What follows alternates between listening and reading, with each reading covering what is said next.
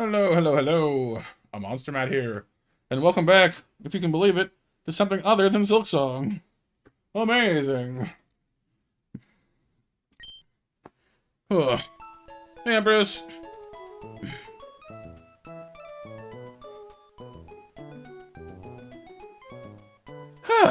Now, I need to remember what the heck we were doing. I know we just got past Brawly, and we're now into the next split, which is exciting.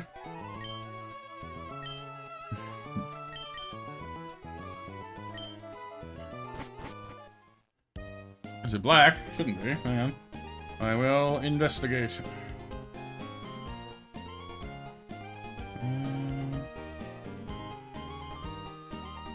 There goes.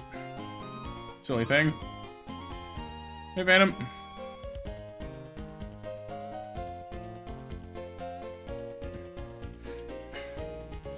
So we came back to Petalburg to relax after we arrived from beating up Brawly. We lost our Bolton, remember that. Still have a heart scale, which is good.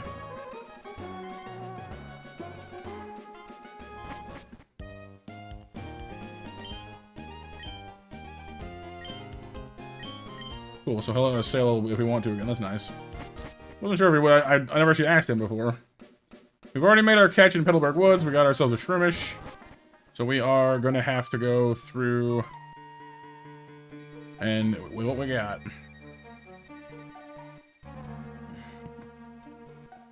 What's the matter there, Empress? You trying to add some Sanks? Mecha's like, well, thank you very much, but...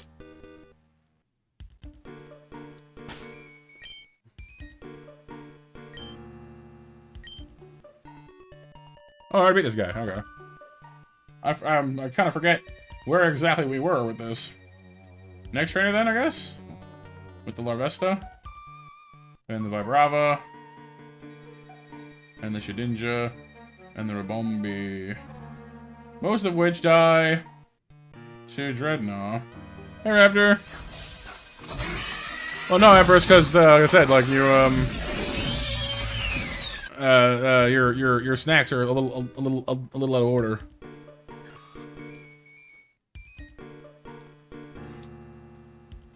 How's it going, Raptor? If I you? No, okay. I'm trying to remember what I've actually done here.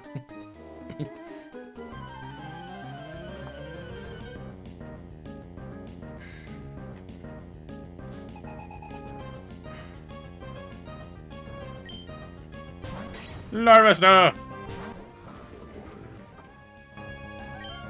Alright, Rock Tomb will solve most of our problems at this point in the game. Remember we had a pretty good run with a Dreadnought back on run like, what, five or six? All those moons ago. But Brava, you've got ground moves, I know that much, and you're immune to them yourself. Stopping Tantrum, Breaking Swipe, Bug Bite, and Roost. Yeah, but we have an ice attack, so we can be fine, right? So... yeah, you're gonna stomp and it's gonna hurt, but... yeah, we're fine. He'll use his berry to mitigate the damage. Or she will, rather. But, I mean, we have strong jaw, so... yeah. I'm with my Brava. The Rabombi is probably next. I think it has Giga Drain, I think. No, Magical Leaf. Can you one-shot me with Magical Leaf? I feel like guaranteed 2-hit KO, minimum of 60 damage, maximum 72. Yeah, it's gonna kill us, and it's faster than we are too. So let's not die to Rabombi. Let's just choose not to do that.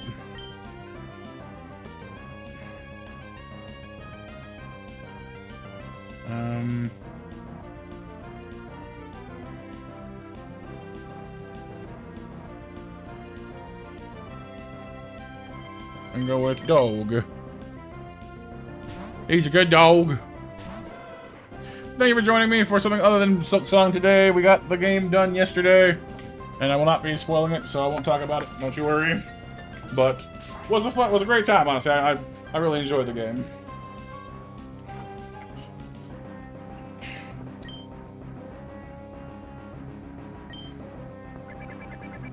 Thick tiers will lower our special defense, which is a bit of a concern. But hopefully we'll just bite you in half and call it done here and now.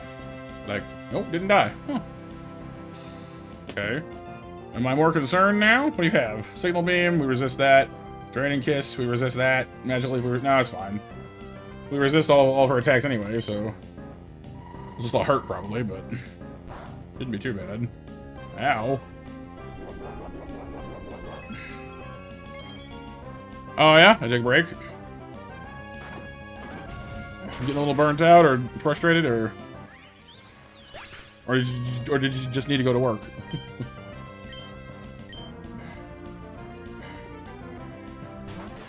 Shedunja. Am I faster than you? I am faster than you. You do have Shadow Sneak though, and that does vaguely concern me. Angie? I get you. She will do 22 damage at most. That's not enough to kill us, but a crit is. Let's just go ahead and play it safe. Summons a chicken.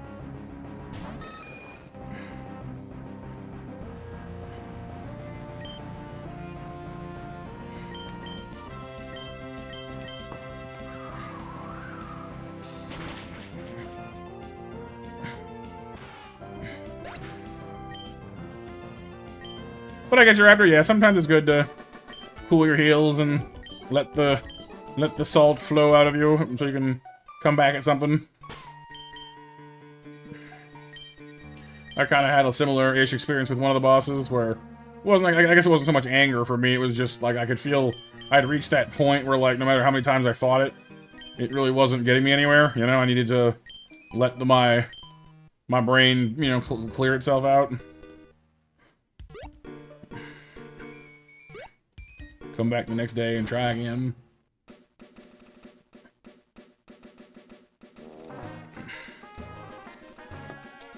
Alright, what's our next fight anyway? Next fight in this route progression is the dog fight. It's the dog fight. Okay. This is where having a fighting type might come in handy, and I do have one this time. So that's good.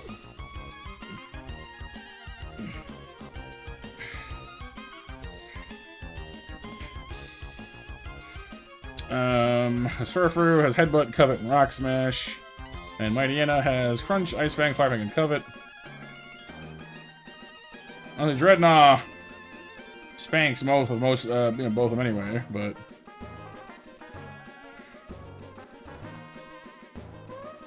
hey, folks. Well, this one's a little different. It is like the game underneath of what we're playing is Emerald. But it's been modified a little bit.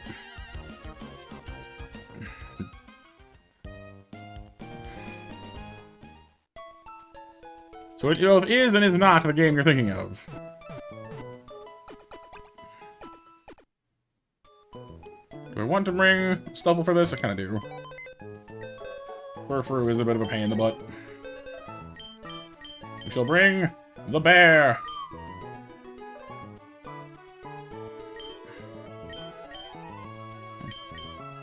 In place of who, though? I guess you? No any need for Herbie on this one.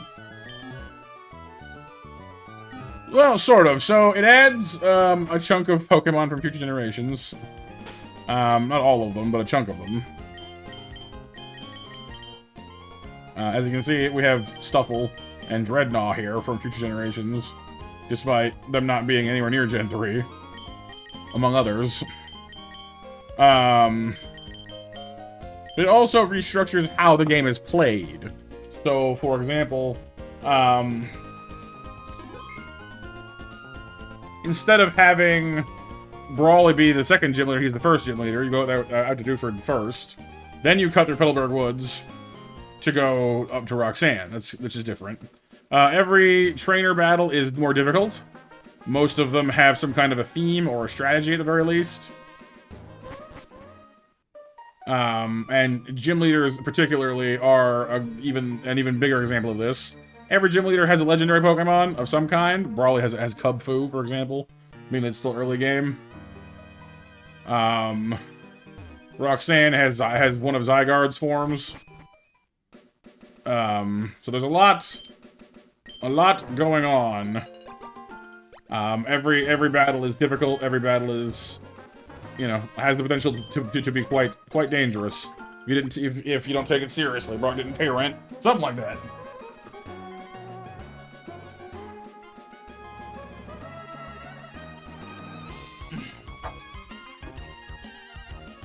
Hey, William.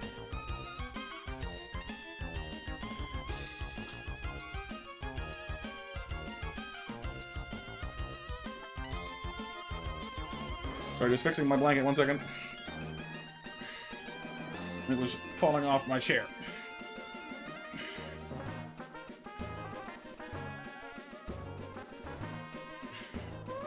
There, that's better. We're on the regular chair today, so that's good.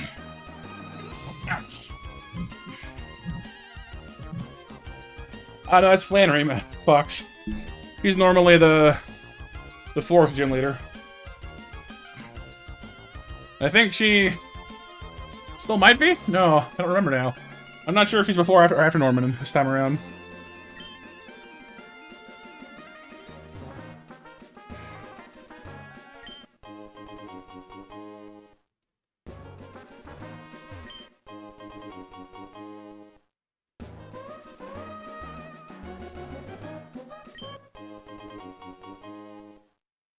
But basically, like I said, yeah, they've made the game a lot harder, effectively. It is also largely redistributed so that things are easier to play as a Nuzlocke. So, like, a lot of the routes have drastically different Pokemon to catch. They're not randomized, though, so the game is very well thought out in terms of what is available where. And depending on what you catch, you know, it can drastically alter your strategies for how you approach these trainers. Whew. So this guy, for example, normally has like a Zigzagoon or something, you know, easy peasy, don't, you know, you wouldn't even think about it. But in this version of reality, has a Furfrou and a Mightyena. Another thing that's different is every Pokemon you fight has perfect IVs, and often has access to egg moves or tutor moves that you don't.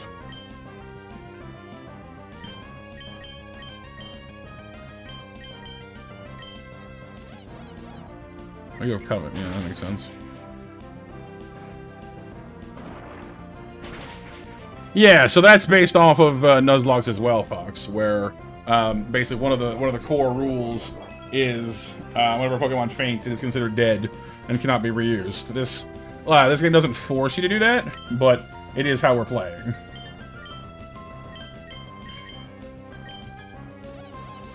don't want to fight this guy for too long, because it will take us down eventually.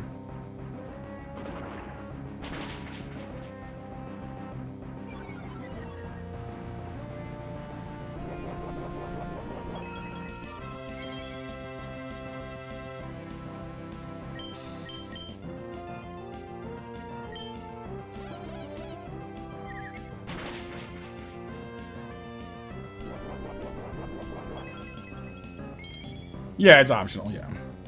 But there's the game is considered so difficult that the community around it actually maintains their own like Hall of Fame leaderboard type situation. So if you actually manage to beat it as a Nuzlocke, then you get like, you know, added to the Hall of Fame, which is pretty cool actually. I don't really think I'm gonna manage that, but it's a cool idea. As you can see from the bottom, we've been trying a lot.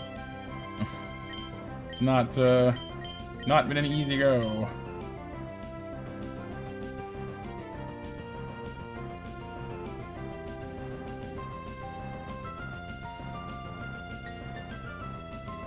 He's gonna use Covet on me, isn't he? Yeah.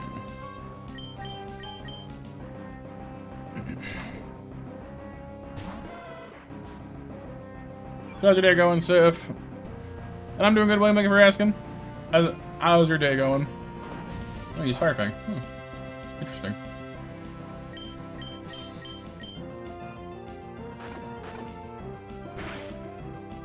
Yeah, Battle Frontier is pretty cool. I didn't do a ton of Battle Frontier or Battle Tower. I was always sort of a main campaign guy for the most part. He's going to use Crunch again. Nemo's got this. Hey, Mac. Dude!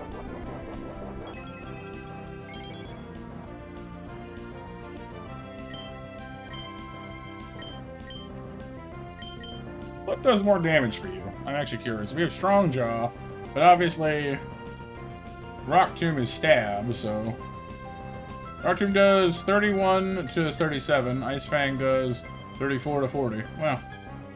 Strong Jaw really is powerful. That's crazy.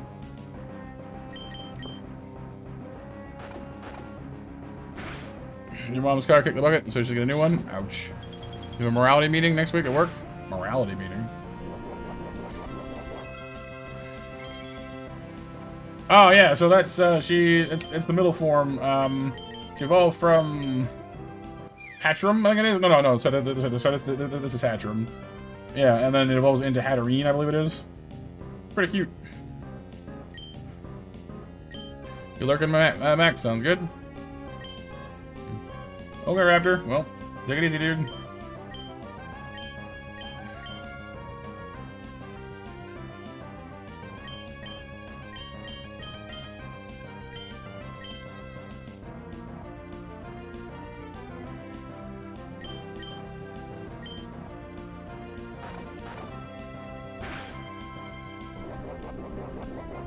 Yeah, a Mega Mightyena could be pretty cool. Just say hi, BMJ. Hello.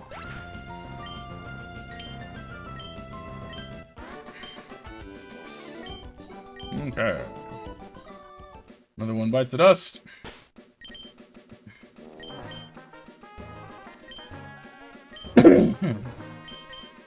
Nope. I made some phone calls, BMJ. We got run around the in circles a little bit more. Nothing got fixed. Still waiting for phone calls to get called back. Got told the exact same thing. Hey, you know, the account isn't even in your name anyway. It's like, so the account isn't in my name. I don't have the account number. The account doesn't have my name on it, but I'm the one who has to pay for it. Doesn't make any sense.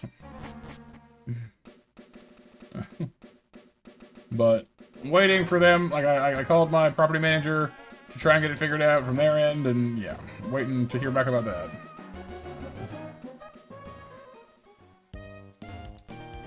It kind of feels like a scam, BMJ, honestly, yeah. So we'll see what my property manager says, because obviously they're not with the same company. So if he's, you know, if he says, "Hey, don't worry about it," then, you know.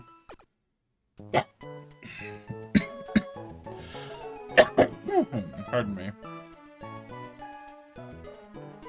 Next trainer has water types. Bullfish, Seadra, and Celio.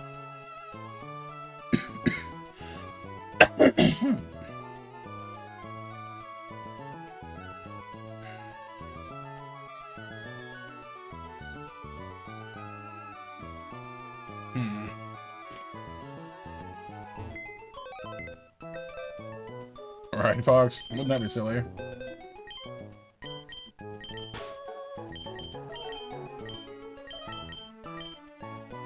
Actually.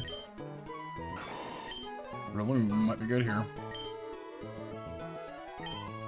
Well, 36 special attack might not be enough for this. Whereas our Serena has 64 attack. That's not bad. It's better anyway. Drop kick. Alright, so first things first, we gotta get past the Quillfish. Madam Mim is a psychic type, and Quillfish is a poison type, so that's good. And it doesn't seem to have pin missile, so that's helpful too. Does have toxic, though, so we're going to want to be careful of that, or it'll give us the Venoshock treatment.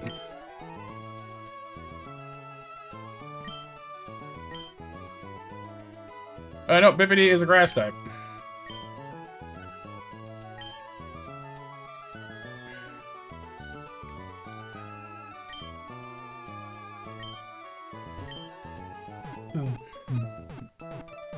No thanks, Civ.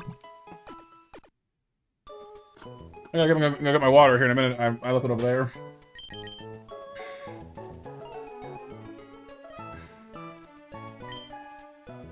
Got Eric Clapton's MTV Unplugged album. Pretty cool. Tears in Heaven is such a beautiful song. Oh, yeah? Not sure if I know that one.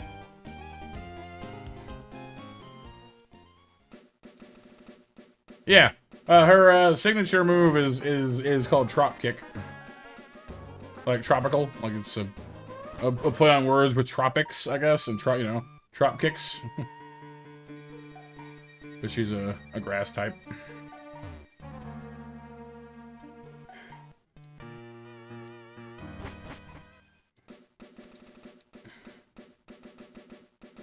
Okay. This guy, and then we have the double battle coming up on the bridge, which is gonna stink. I don't like that one very much either. So far, so good. You know, knock on wood.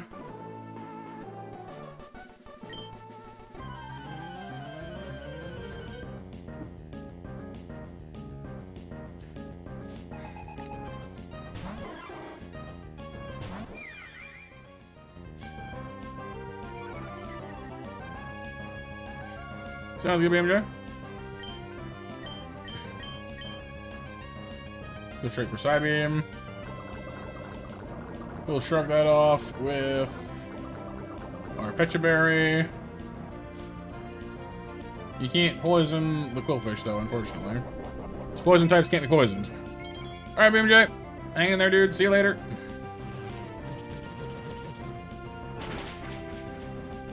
Nice. Madam and Mrs. Puff? Yeah, pretty much.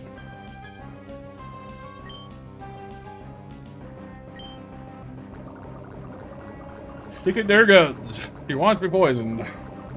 He wants me dead, dead, dead, dead, dead. She wants me dead, dead, dead, dead, dead. Pretty much, Civ, yeah. Called the company. Got run around in the same exact circle. Waiting for my property manager to call me back and see if he has anything to say about it.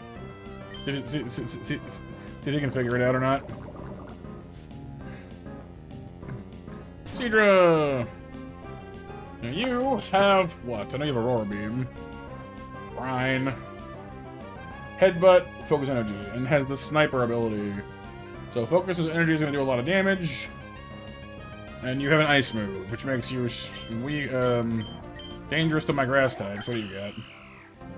60, 46. Well, neither of you are going to outspeed a Seadra, but you tank it better. But you've got healing, and she doesn't, so both kind of valid options here.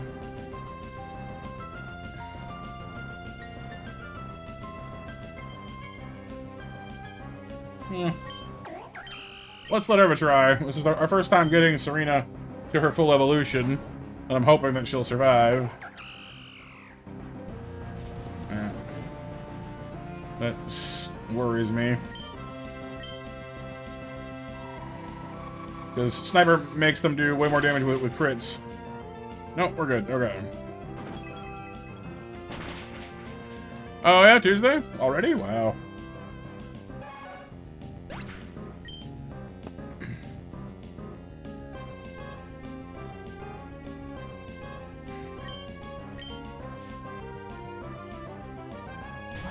Celio!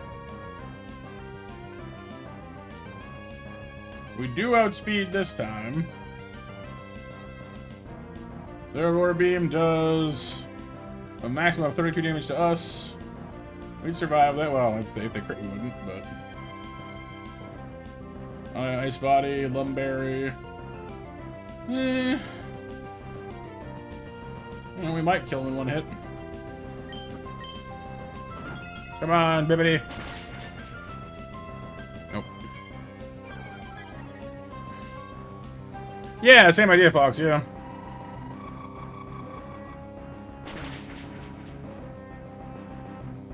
What do you mean for Silksong, Sif? I've already finished Silksong.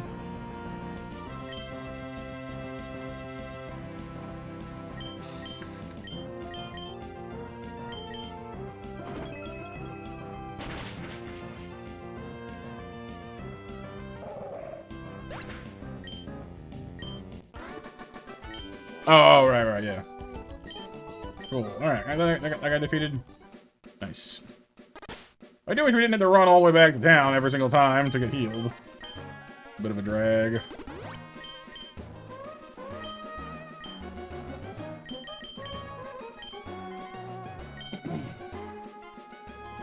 Alright. Next battle is a double battle, which means I'm not gonna like it. It is Dedenne, Clefairy, Abra, and Togedemaru. 2 at a time.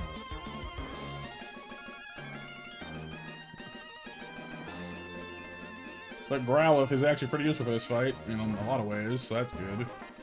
I guess Togedemaru and Clefairy out first. I have only one person who's any good against Togedemaru, which is actually Serena, interestingly enough.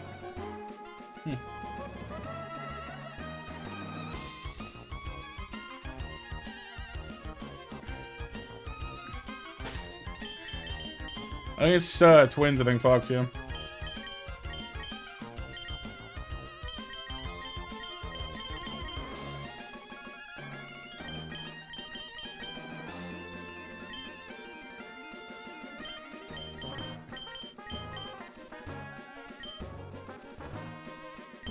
So, Fox, correct me if I'm wrong. You were here with us on the channel like before, right? Like a few years ago, right? I kind of remember.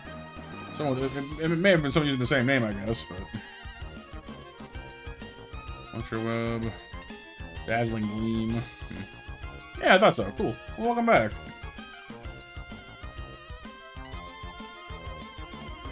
Watch out for that Togedemaru. Only Growlithe and Breloom. Well, and Stuff will fight that one, but it's all... Actually, all of its attacks are physical. Ooh. We might want to bring Stuffle then for this. In place of Lady Cluck. As insurance against Togedemaru, although it doesn't do much against Abra. Look, now that does Pidgeotto, so.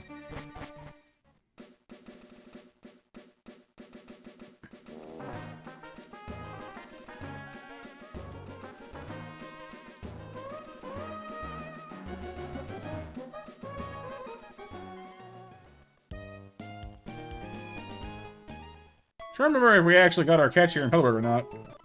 Hang on. I know we normally get a Shellos or a Krogonk here, which is not in our party at the moment, obviously.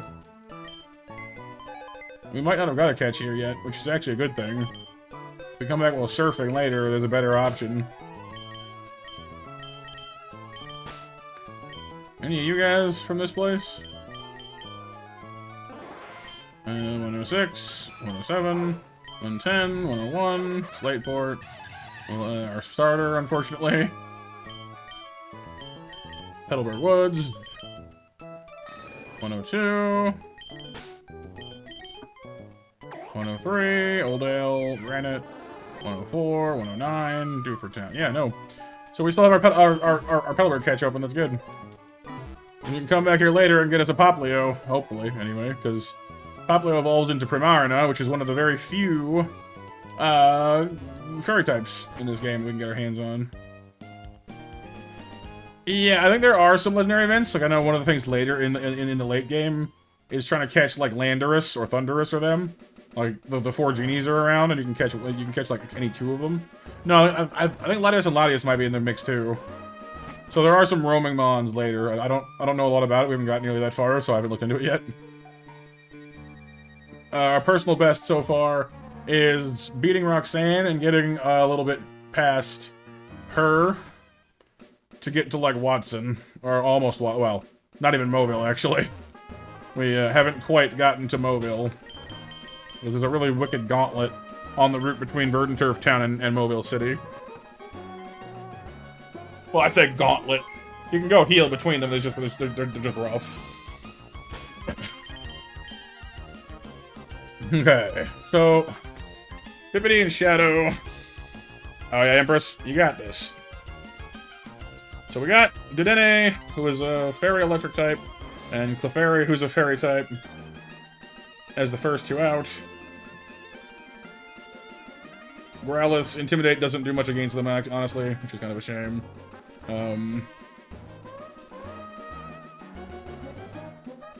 Maybe we should save Growlithe for after, actually.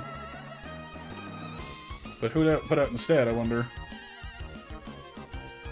Well, we could put out, Parasect, I guess. Could give the Abra some pause, actually. And he's slow, so it's better if he's already out there.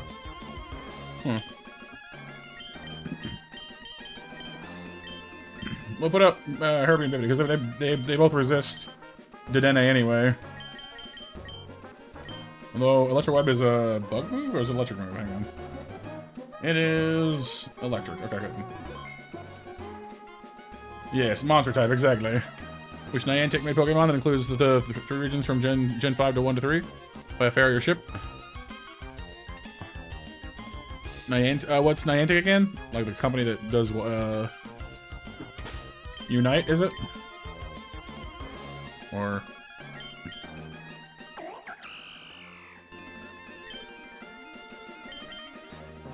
alright, here goes. This fight almost always costs me somebody, so I'm hoping we can get through it without that happening.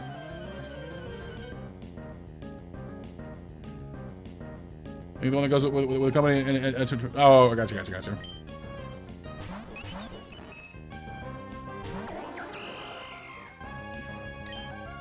Alright, we're gonna...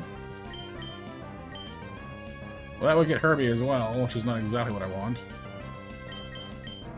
Let's just try and drop kick somebody for now. Poison powdering. Dedenne would be fantastic, actually. What berry do you have?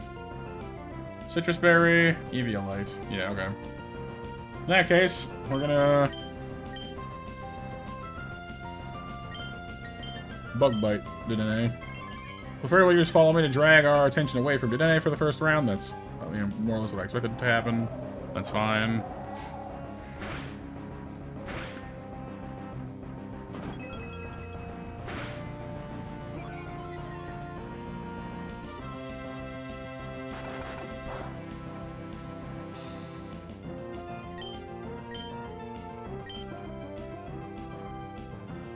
I think Abra comes out next on this side, regardless of what we do, so... Shoogie. Hey, Bexel! Call me again. Yeah, she's just gonna keep doing that. Okay.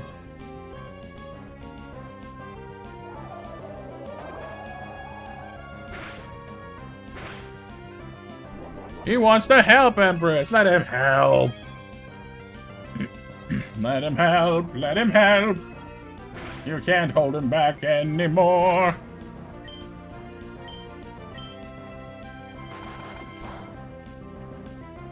Uneventful and not very useful, unfortunately. Got the same runaround, called my property manager, waiting to hear back from them to see if they can fix it from their side.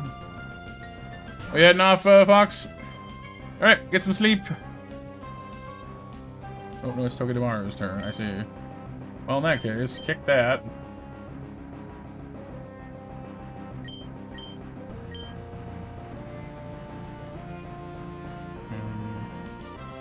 Toge here has Fake Out. Can't get both of us, though.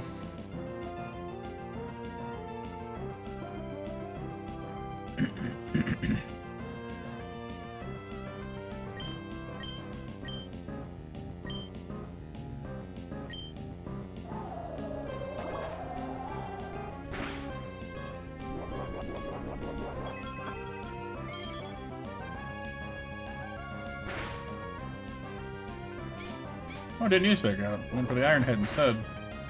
Dang. Works for me. Because you'll clear that with your Lumberry. But then I'll hit you with Spore anyway. Take that. This will lower your attack stat too, so that's nice. Oh, he flinched. Well, fine. We didn't get to put him to sleep, that kind of sucks, but we lowered his attack stat, which is definitely a good start. I'm gonna switch in. Dotto. How's your day, Pixel? Hopefully work is going well and all that stuff so far.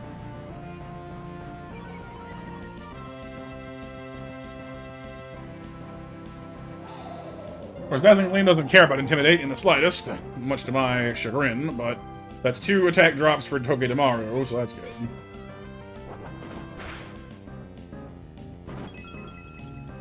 Busy day at work today?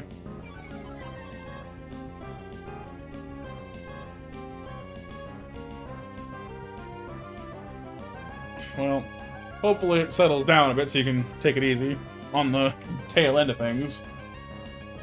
Alright, so they're gonna use Iron Head on Bippity again, probably. We're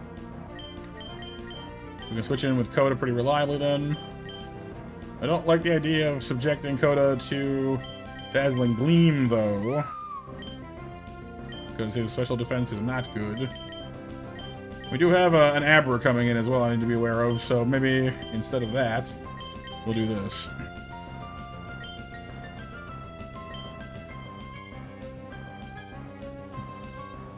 Honestly, just getting rid of the Togedemaru, sorry, the Dedenne is probably the best idea at the moment, although frankly, I want both of them to go away. Return of Novamon! Hello! Hey, Kami! How you both doing tonight? Oh, he went for the web. He saw me coming.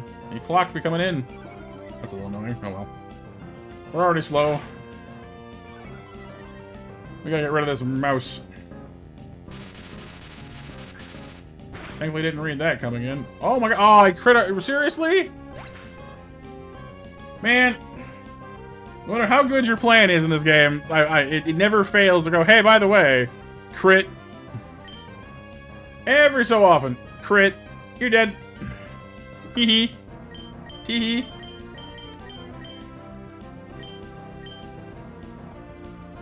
Well, that's good, Nova. Hopefully it doesn't end up, you know, properly manifesting. Because headaches suck.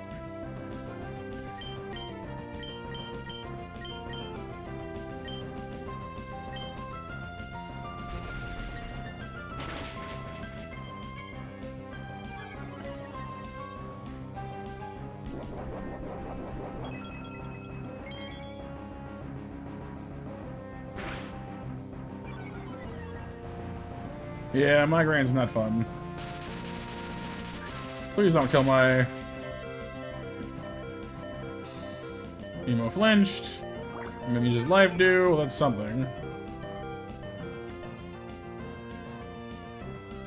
So they're gonna go after Nemo again, almost certainly, because she's hurt and dying. We don't want that. Seems like we're out of the era of using. I don't like this actually. It's a lot of bad junk happening here. I don't like this at all. We need Nemo out of there. I'd like to switch Herbie in to kill the Abra coming in, because it's going to do lots of damage. But I don't think we're gonna have a chance.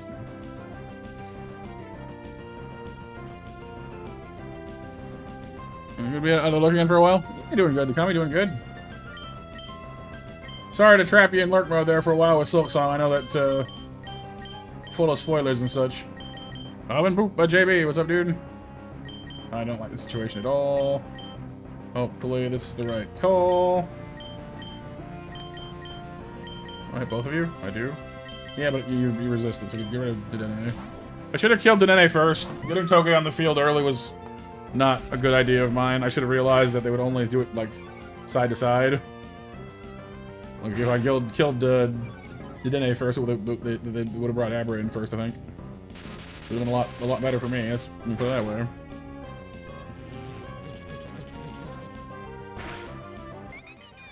It gets rid of him anyway. We're not gonna be careful with Coda getting maimed by Abra, which is not good. And my main way of killing Togedemaru is now dead because of that crit, which puts me in a bit of a bad position, as you might expect. Oh, I don't like this. I don't like this at all.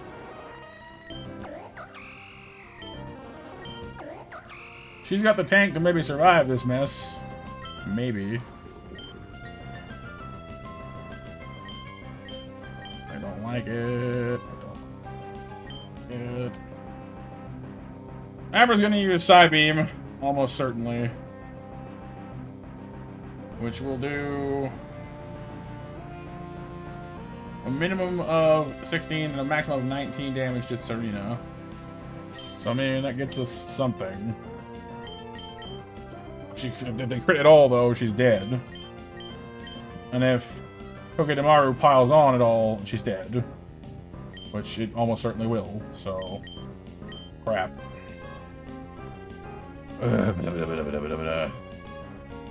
Do I sacrifice Beware or one of these guys? I don't like... I mean, all 4 of these Pokemon are going to be really useful for Roxanne, so the answer is I don't want to lose any of them.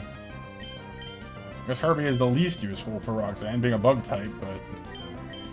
I don't like it.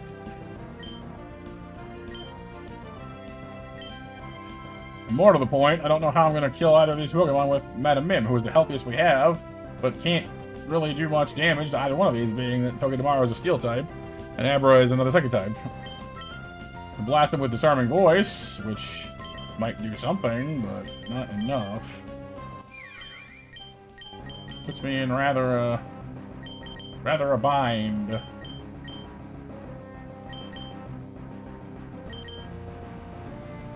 Which sucks, because we were doing really well with this run up until this moment. It is always this fight, well, not always, but this is certainly one of the fights I fumble the most, I think because I don't have as good of a grasp on how the AI handles double battles. No worries, Tommy, no worries. Always happy to have you. How are you enjoying Silksong so far? Obviously not with a, you know, no spoilers, obviously, but hopefully you're enjoying it too.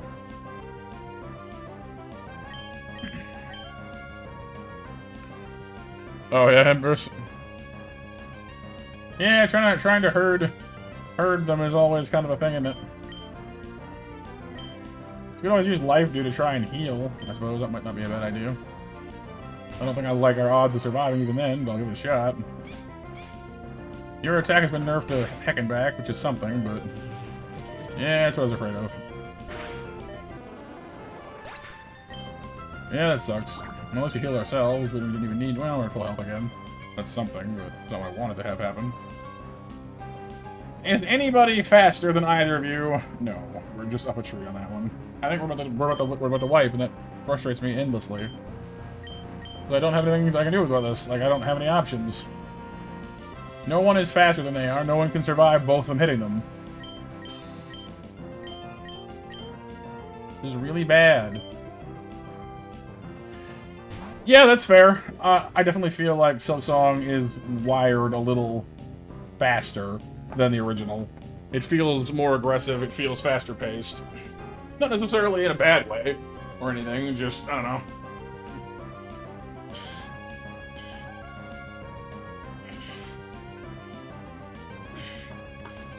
Okay, well, we're gonna use Bite, and it's not gonna land, but I'm gonna try.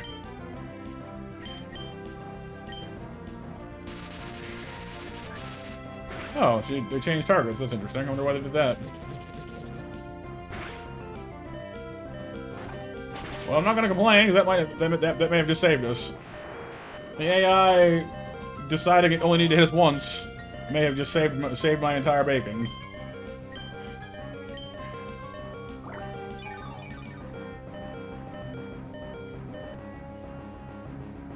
You okay, JB? Good to hear, good to hear. Running bun lock. My buns are already running. It's too late.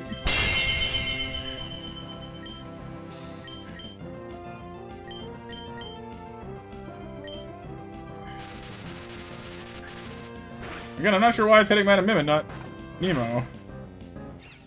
I'm not complaining. It saved my life that it did that. But I don't understand.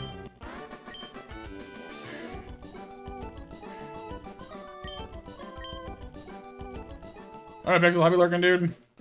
Well, that sucked. Like I said, if we hadn't scored that unlucky crit on Shadow, I do believe we would have come out of that fight better than we did. Because Shadow was my answer for Togedemaru. And abruptly losing it was not helpful. So let me run back to the center and then we'll update the overlay. Hello, Empress's cats. Today on the cat cams, we have Emma, I would assume, walking across the keyboard. Yep. The kitty cams. It's like, you know, what do they call them? Like the traffic jam cameras. You know, you hear about on the morning radio. The kitty cams. Crit on Yusuf? Yeah. Well, you know. Gotta watch out for those, you know, it's dangerous. So that leaves us with exactly 6 Pokemon that function left to our name. It denies us the ability to trade in our Growlithe for a Hisuian Growlithe if we wanted to. Which we might not have done anyway, in fairness, but...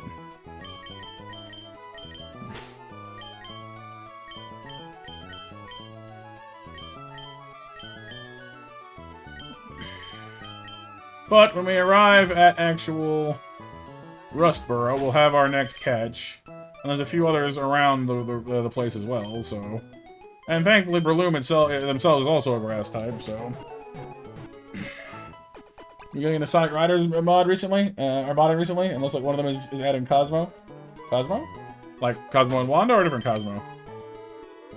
Because I know a little bit of... I at least recognize the name from Fairly Odd Parents, but... Didn't watch a lot of that show either, honestly. Right, what's next? Got the fish trainer, and then... We're through. Okay. We got fish. We gotta survive fish.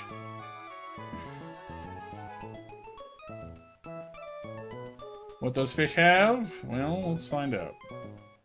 Cosmo the plant grow from Sonic X? Ah. Fish has Surf, Air Slash, and Icy Wind. It outspeeds everyone we have. And that's not good. Okay. Bloom, we outspeed. It's good, I guess. We have one good match against Staravia, and no good matches against Numel. Well, that's good. Guess we're leading off with Bippity and hoping for the best.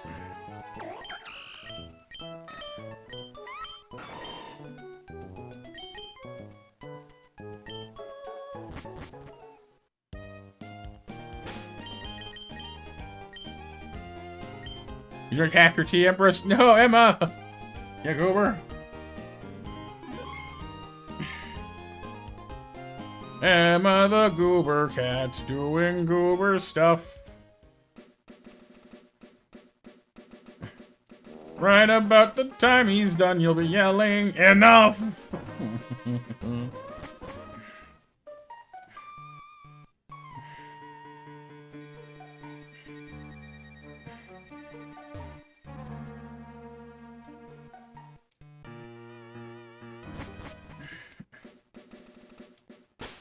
Well, I suppose, man, but I'm not sure how that exactly translates in the, I guess I could ask in the Discord, I suppose. See how they feel about it, because if it's a disqualifying point for the run, then I'm gonna not do it, you know?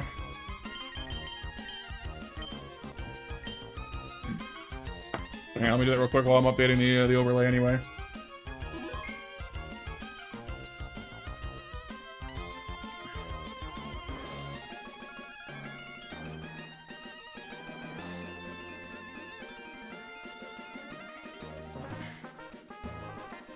No, my personal best was up in Bird and Turf. We hadn't got there yet in this run.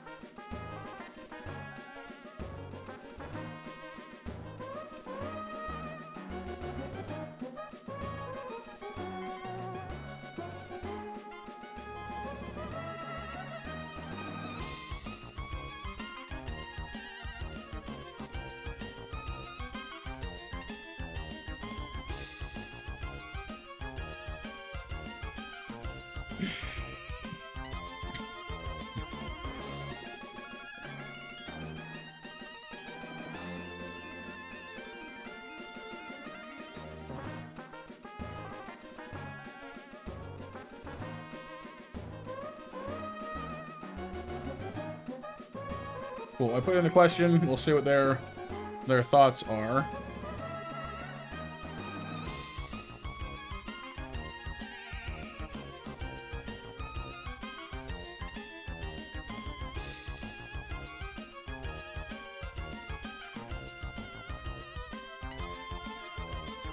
Question on if arcades suddenly made a comeback, would you go or not? And if so, how much would you spend?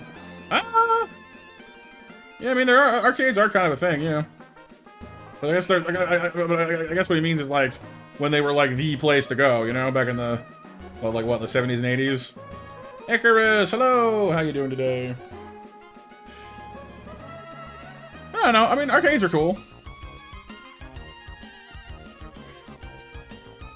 I kind of prefer my my shut-in life, but that's just me. Nothing against arcades necessarily. I'm just kind of a shut-in. Might be, JB, might be.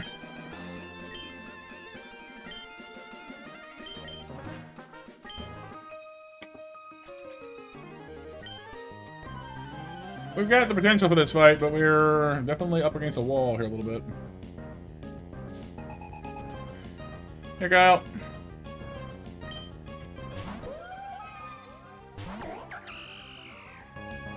Kick.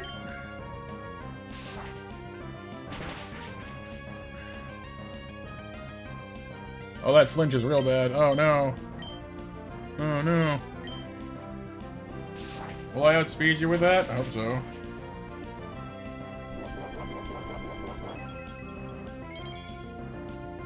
Yep.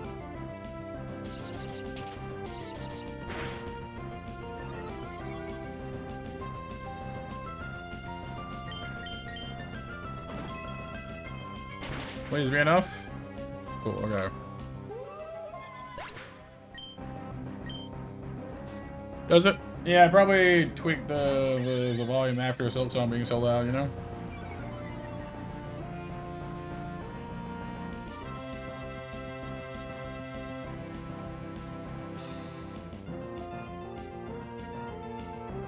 How's that?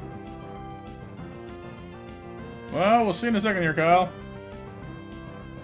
Combo breaker. Yeah, it's pretty cool. Just if, yeah, I agree. This bird is gonna ruin me, isn't it? So let's not do that.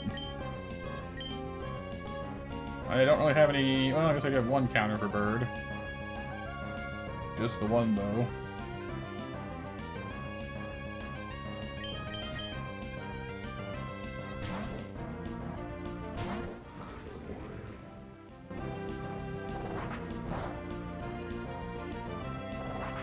%, huh?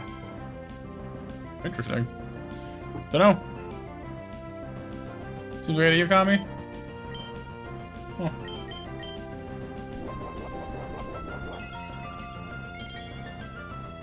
Fighting gem.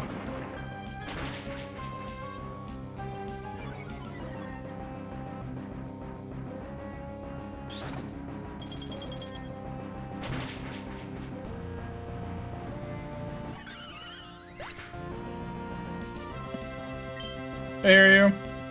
How's it going, dude? Sounds a bit low to use. How? Yeah, I mean, it could be just... I know that certain headsets have different, presets or whatever. Oh, our defense has been lowered, hasn't it? Uh-oh. Well, their ground attack is a special attack. How much damage is that going to do to me? Earth power will do minimum 56, max 68. Ooh, I don't like that at all.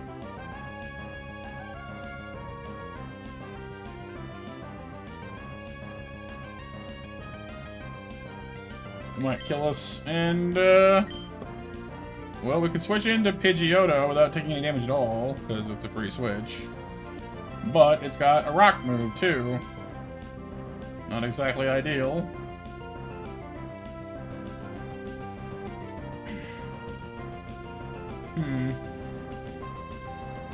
And it has something that's good against, it has something that's good against all of our Pokemon, so that sucks.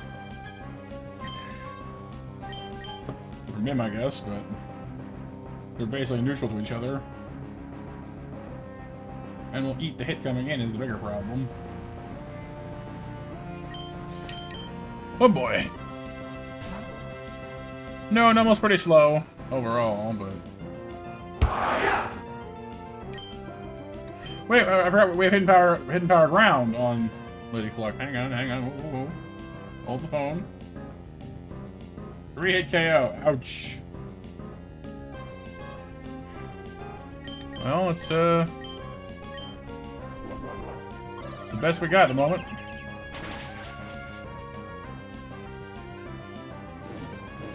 Now we don't.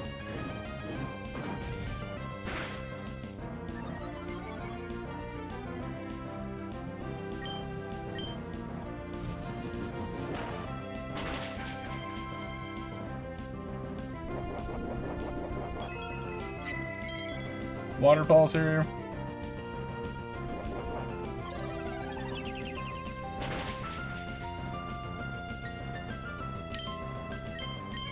Hey.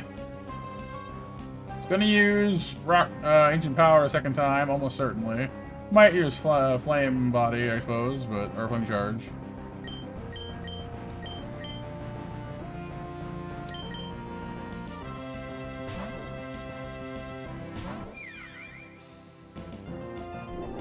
Or that.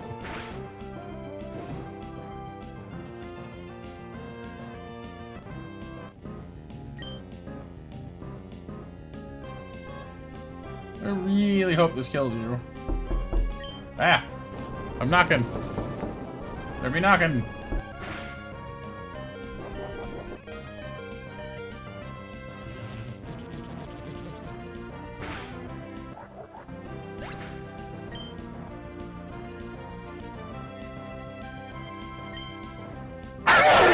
Ah!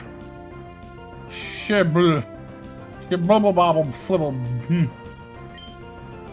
Trying to scare me or something? I'm trying to keep my poor little person alive here. Gloom. What does Gloom have left for us? Sludge, Magical Leaf, Strength, Sap, and Sleep Powder. That's not ideal.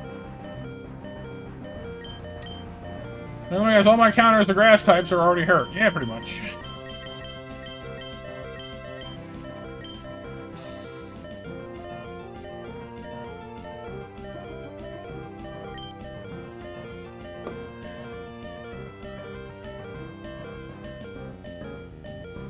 This sucks.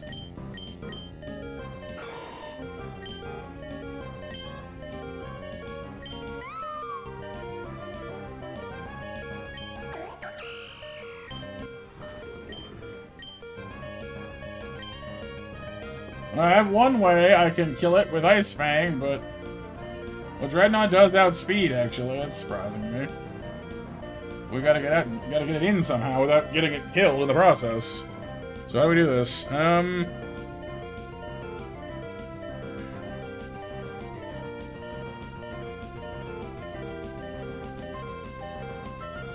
it's probably gonna use Sludge.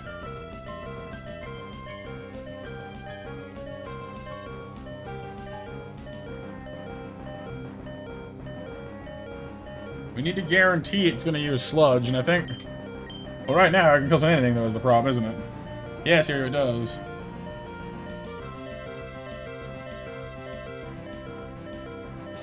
But at this point, anything will kill us, so...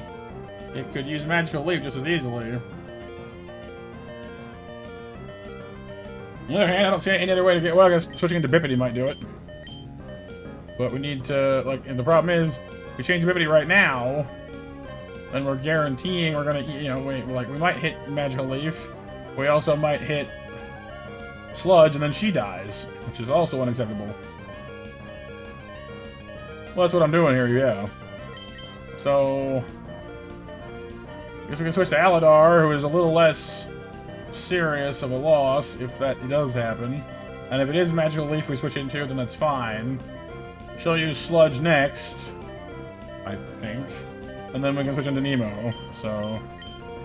I think it should work, in theory?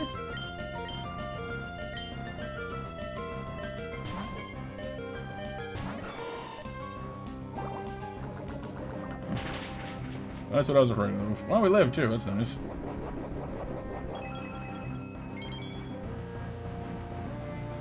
So now you lose Sludge again.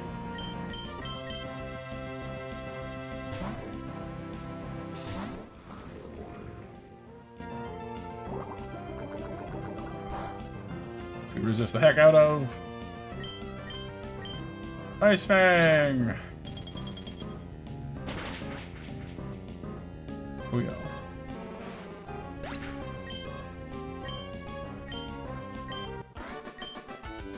Okay.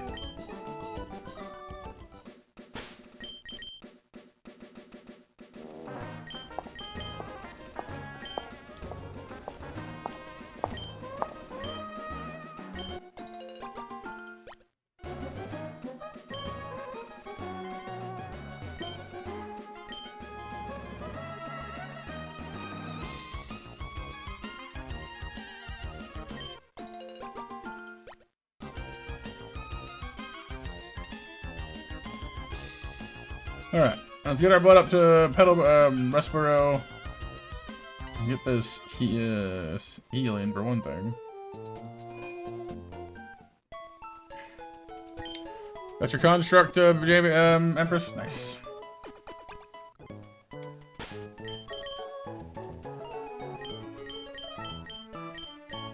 Eldar is good for catching stuff.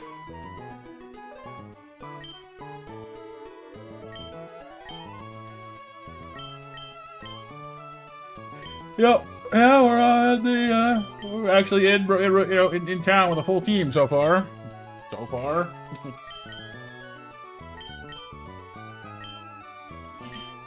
And a decent number of grass and water types to boot. So that's kind of nice. Knock on wood.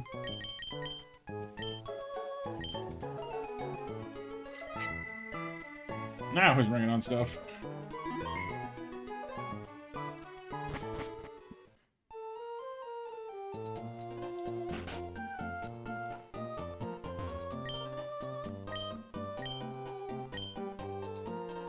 I see heart emojis on the bottom, thank you. Oh, is it the hearts in the chat one? Cut.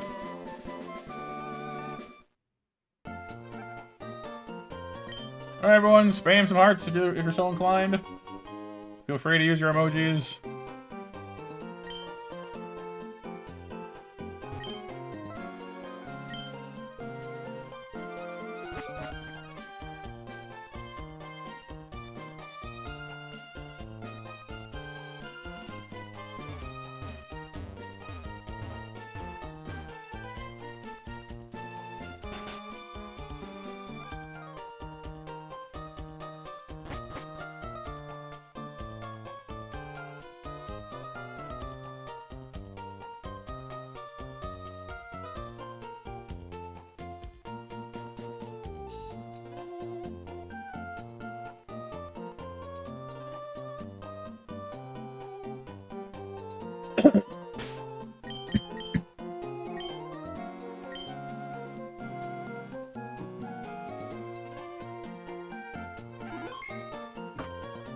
Okay, so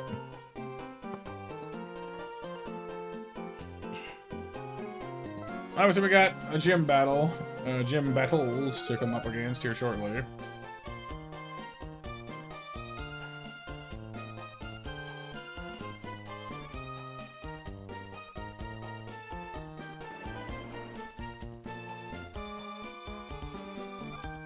Which we should do honestly pretty alright against for the most part.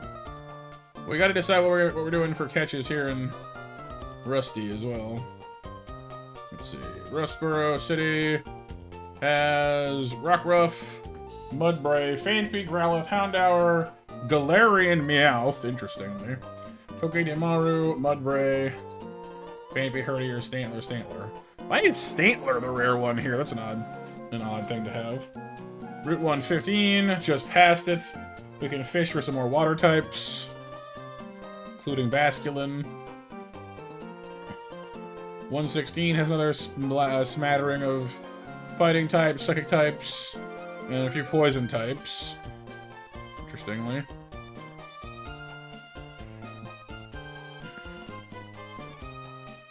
We're gonna see what we get. Well, Galarian Meowth turns into a Steel type, I believe, in Berserker, right? So that's interesting. Mostly for me, I just hope that whatever we get, it has a good nature, you know, and decent IVs. That way it's actually able to really get the most out of it, you know? Oh, that was fast. Togedemaru! Well, from what I understand, this thing is like a run saver for some people, so I can't. Oh, I can't paralyze you. Great. And I can't spore it either because my Parasect is dead. Well, okay. Slight rethink needed. Use Rapid Spin on Serena probably.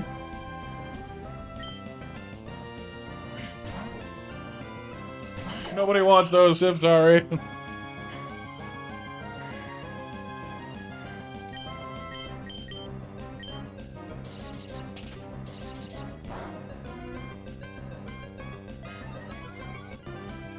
Barbs.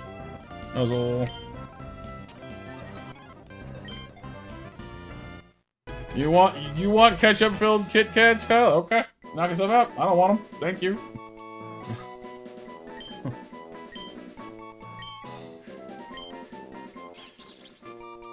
Okay.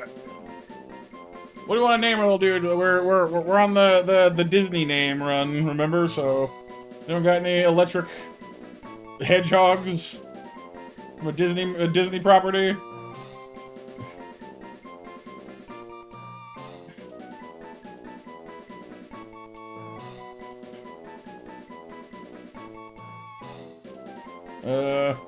Male, I think?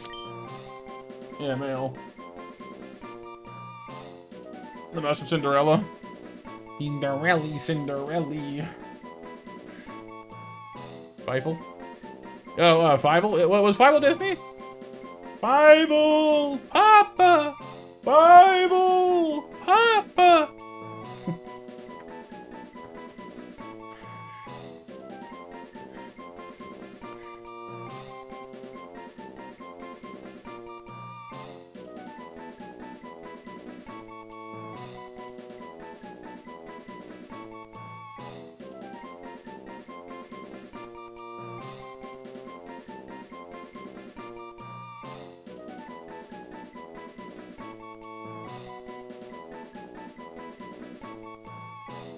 Nope. We can do. I mean, there's actually there's a lot of mice in Disney, I guess.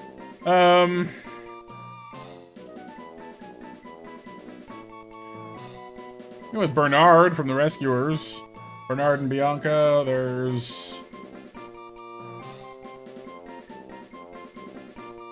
surprisingly few hedgehogs, though. I gotta say. What's all the hedgehog hate? They're adorable.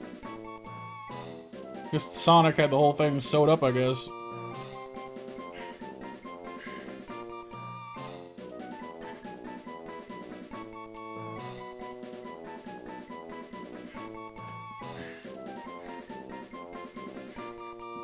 Bernard is the 2770. Yeah. Bernard.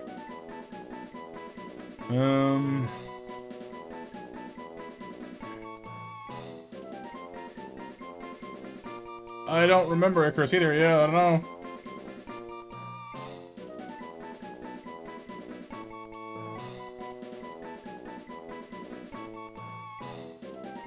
So we'll go with Bernard for now, but if anybody comes up with a better name, we can always change it afterwards. This is a placeholder, Bernard.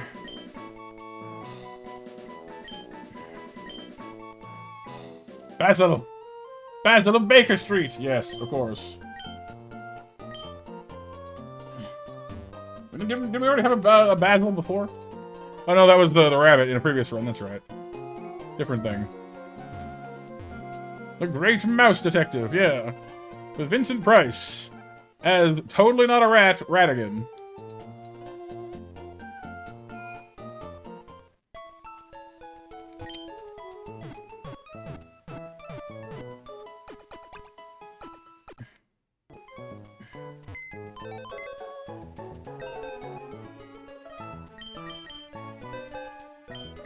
Okay, Demaru. Modest nature. I don't know if that's good or bad. I think bad, given that its attack is way higher. Ratatouille? Yeah. Nuzzle, Metal Claw. I mean, Fake Out's fantastic for this. Nuzzle's great for this. Tweedle lets poison stuff. Wait, no, it doesn't actually say it can. Does Tweedle not poison things in this game? A strange thought. But no, probably the main goal here is honestly Nuzzle, Fake Out, and then Iron Barbs. It's the ability.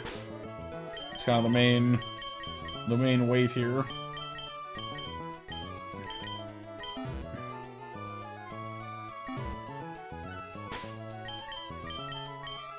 Well, maybe it wouldn't surprise me, Sif. Remy. Remy the rat.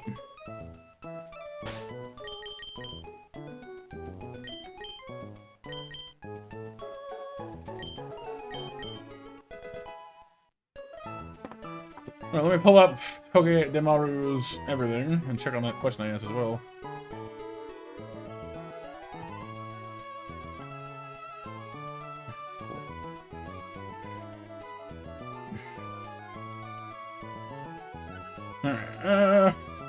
Pokémon.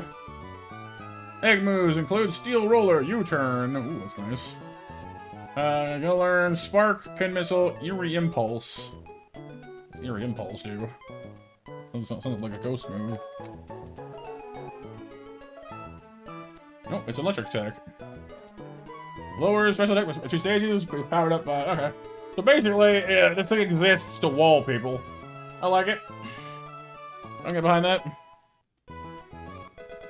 Possibly, Kyle. Mainly, we're going to want to keep him away from ground attacks, though. It looks like Togedemaru's main purpose is to wall stuff. So Nuzzle, like, for paralyzing. Fake Out for stunning, or for knocking things out of things. Iron Barbs for damaging.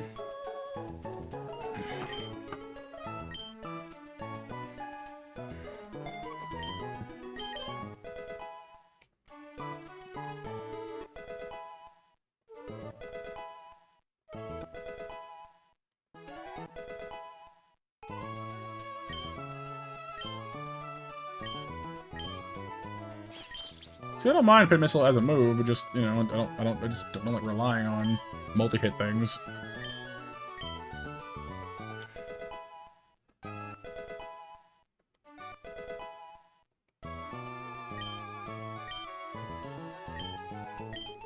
Eerie Impulse. Oh, it does no damage at all, I see.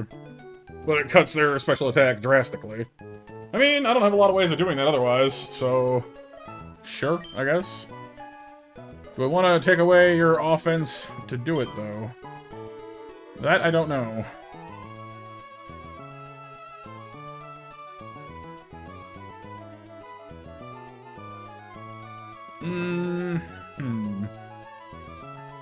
It can be, Kyle, with the right setup. But not by itself, usually. In my experience, anyway. Fake Out is staying. Stab moves are good. Pivot options? Yeah! Pivoting into... Because it's Steel Electric, which is pretty unique. Well, Nuzzle lets us paralyze stuff, Kyle, which is really useful. I suppose Eerie Impulse isn't the end of the world if we don't have it. I mean, it only works against, you know, special attackers, I guess, but I don't know. I mean, Spark, I guess, also couldn't paralyze stuff. It's just not as reliable about it as Nuzzle is.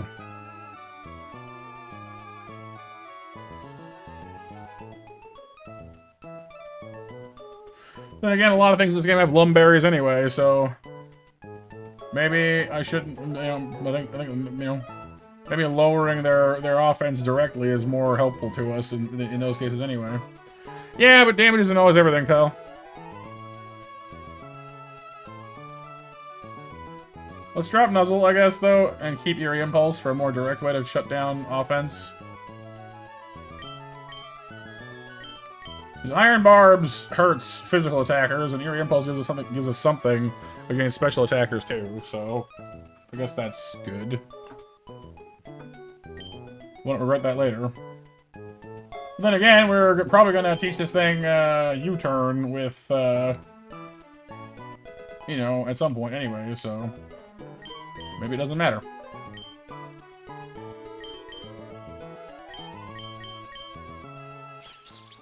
Because, like, offensively, he's not fantastic. Defensively, he's pretty good. And he's fast as all get out, which is the point. I do like we got a really good defense and speed IV. That's quite nice.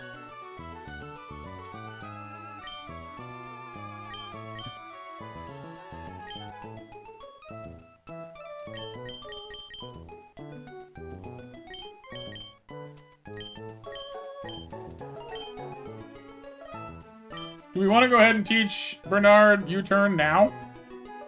So you can learn Steel Roller and U-turn and Tickle, apparently, as egg moves.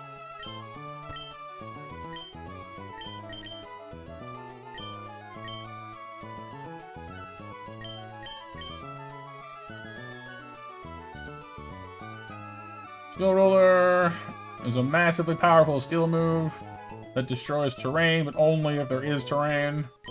U-turn, of course, does decent damage, is a bug move, unless you switch out of the battle immediately. Which for a faster Pokemon like Togedemaru lets you boop something on the head and then, you know, zoom on out of there. Which is pretty darn useful at times.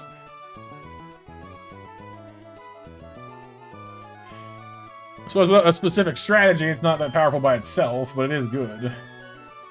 Pickle, Nuzzle, Pin Missile, all that stuff.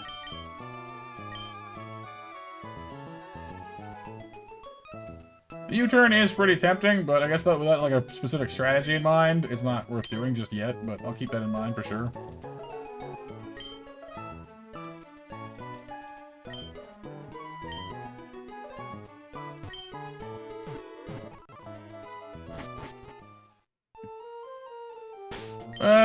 Not really. Well, so it doesn't pass on stats the way that Baton Pass does, sadly. So it can't trade over stat boosts.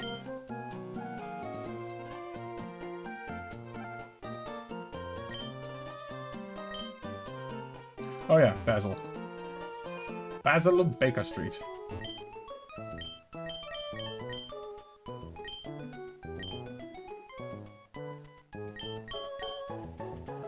Oh, yeah, last call for 8 o'clock match coming up, you guys.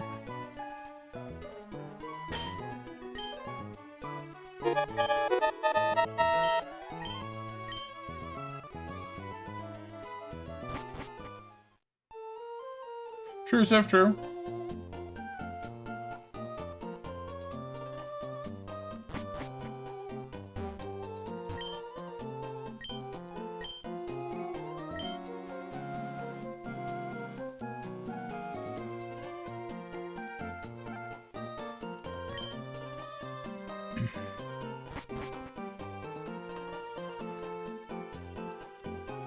If Pokemon like, you can't beat the enemy, so you switch fast.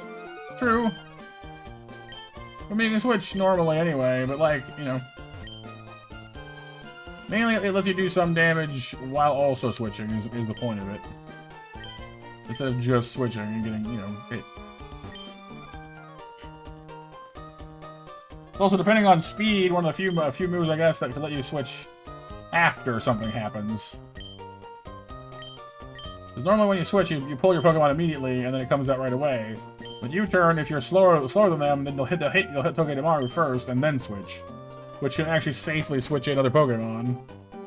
Interestingly enough. XP share. And Quick Balls. But no, I suppose using like a lagging tail, or, you know, sliding out against a faster opponent, you could actually use U-turn to safely switch into something else. But it's only in that situation, though. Normally, you'd probably come out first.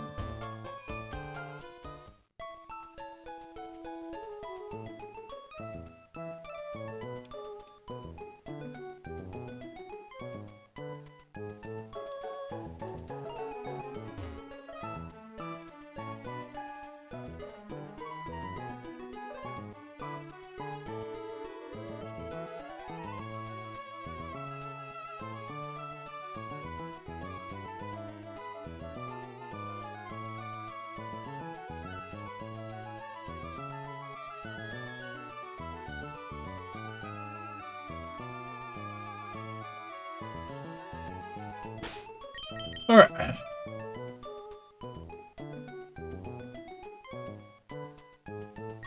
So let's go snag our other catches. We got at least one more to do. There's a water catch we can do to the north of us, which I'm debating about, because on the one hand, it's another it's another Pokemon. On the other hand, it's probably going to be, it will be a water type, which we have Dreadnought for. Granted, Dreadnought is not the be-all, end-all, but is a good Pokemon. More to the point, though, Dreadnought is not a good special attacker, so there are weaknesses there. Trouble is, most of the Pokemon on that coast are also physical attackers, so it doesn't really fix the problem right away. Like, our options there, for example, are Clamperl, Krabby, Corphish, Shelder, Clauncher, Remoraid, Quillfish, and Basculin. There's some good stuff there, don't get me wrong. But if we come back with Surf later, we can get their evolved forms, some of them. Or, much, much later, you can get Gallade, Gardevoir, Lopunny, Alakazam, Altaria, Gengar, or Greninja there, which is a very interesting collection of level 90 Pokemon. So, it might be worth it just to leave that one alone for the moment. But over here, on Route 116, we have fighting types and stuff, so maybe we'll see what we get here. Do we have enough Pokeballs before we go into this? Yeah, I'd say so.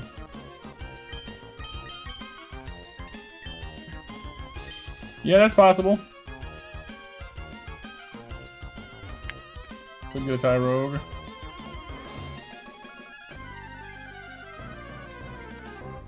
And it would seem we are not. Galarian Zigzagoon. Interesting.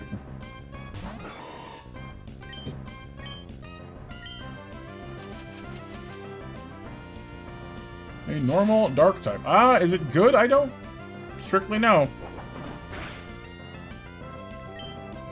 It is a fantastic Pokemon against a Ghost type, put it that way. Ghosts can't even touch this Pokemon. Neither can Psychic types. So as far as countering certain niches of Pokemon go, Obstagoon is fantastic because it's immune to both Ghosts and Psychic types, resists Dark moves, is weak to Fairy, and very weak to Fighting. Not great with bugs either, but definitely counters a very specific sort of special attack heavy subset of Pokemon, which the rest of our team doesn't really have anything to do with right now. So I mean, that's not a bad thing to have. It certainly fills a niche we weren't occupying, and that's not a bad thing.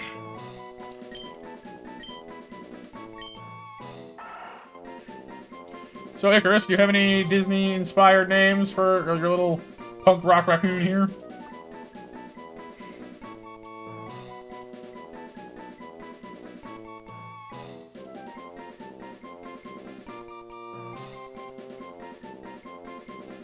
Doesn't need to be literally like a raccoon or whatever. Just as long as the name works for you.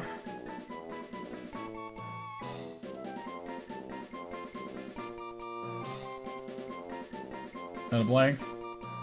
Fair enough. Fair enough.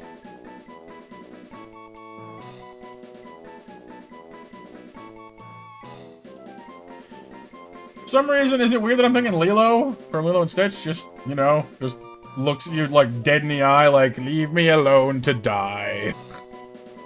In their earlier phases when she's all depressed.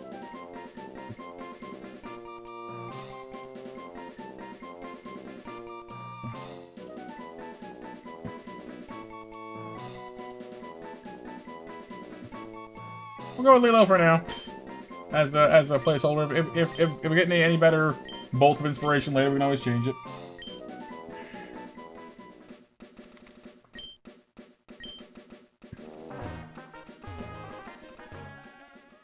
Miko, raccoon from Pocahontas.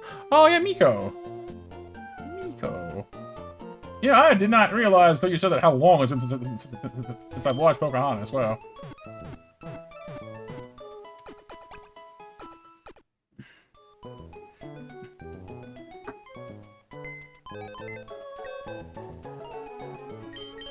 Which reminds me, I need you guys to do me sort of a favor.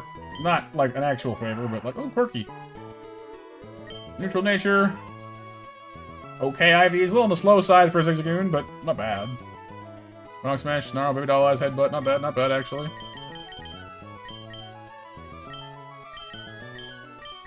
Well, I want to do movie nights in October for Halloween stuff.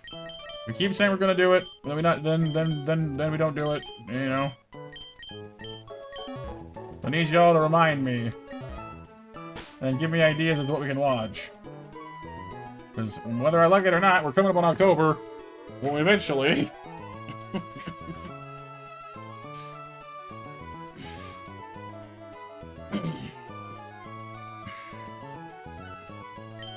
Here's the $1,000,000 question. I have been sitting on it for 2 years now. Is this the year I finally play Five Nights at Freddy's?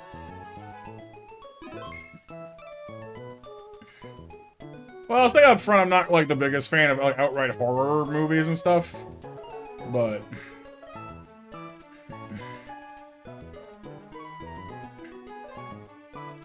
probably not safe. I like light, you know, like lighter, you know, like creature movies and stuff. Not necessarily like Ooga Booga Booga horror movies.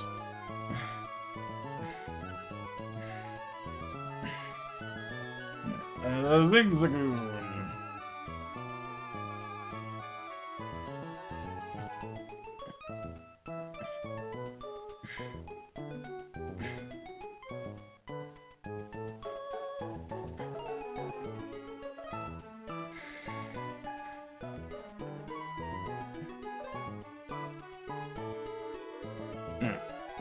Zigzagoon, Zigzagoon, Zigzagoon. Yeah, funny scary is fun, yeah. Okay. Tackle, Sand Attack, Rock Smash, Snarl, Baby Doll Eyes, Headbutt, Pin Missile, Night Slash, Dig. Learns Dig at 26, but evolves at 20. So, that'll put Night Slash back to 23, and Dig back to 28. Still has Gluttony for an ability. Then evolves into Obstagoon at 35.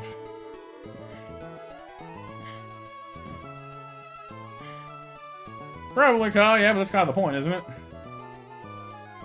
My main concern, honestly, about... Oh, its ability changes. Obstagoon has Reckless or Guts instead of Gluttony. Interesting. But you won't know which one you get until you get there. It kind of sucks. Alright, well. My main concern with Freddy's is mostly just whether it's going to start frustrating me instead of scaring me. Because it's like a lot of... It has a lot of irons in the fire, right? Like, it's all about, like... multitasking, which I'm not great at. So, like, I don't know. That's fair comment, that's fair, yeah. Like, the atmospheric stuff, yeah. Alright, well. This will be our first time actually seeing Galarian Obstagoon, then. Or, sorry, a Linoon, rather. Because we've never successfully gotten a Zigzagoon to level 20 before, apparently.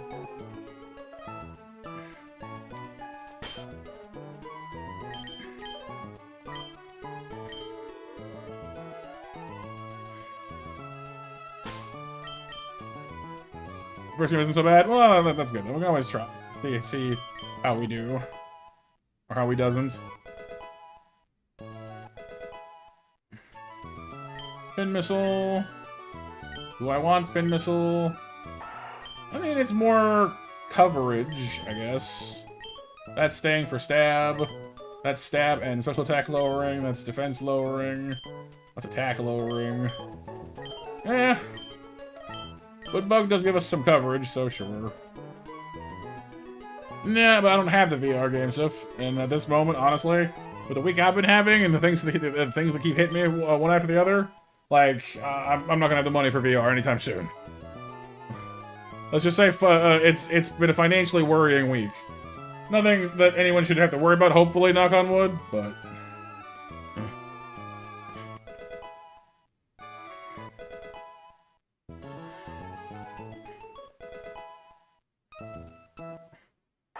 Miko!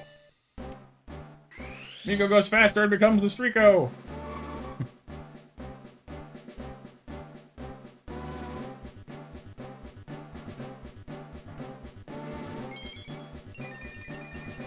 Thank you, Empress. Yeah, it's all good, like I said.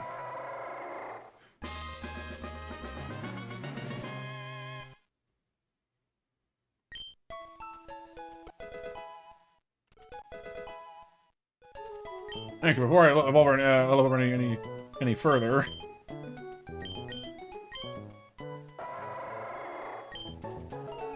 I mean, her special attack is high, isn't that much lower than her physical attack is it? I'm debating when she learns Night Slash if we want to drop Snarl or not.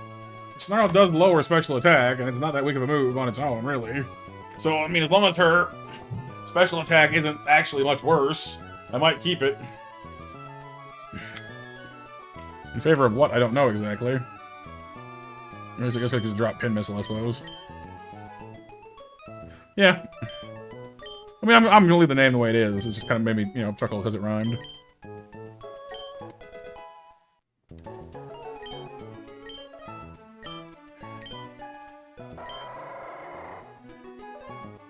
Hits as soon as possible. Oh, does Night Slash have priority now? Or is it just the way it's described?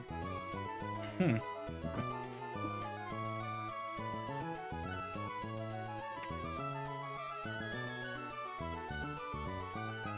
Yeah, adulting's hard.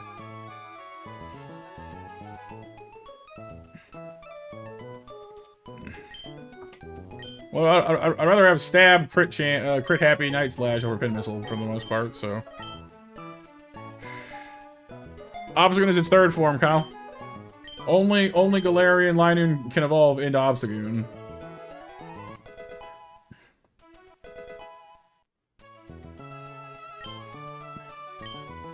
Alright, so how do we stack up stat-wise? More health. I mean, looks like she's good all around, but not really shining in any one area, which kind of unfortunate.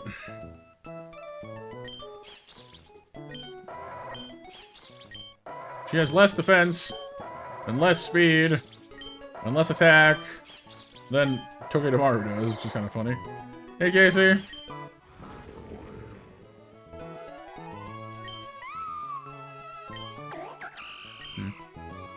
Well, we'll make do with what we got.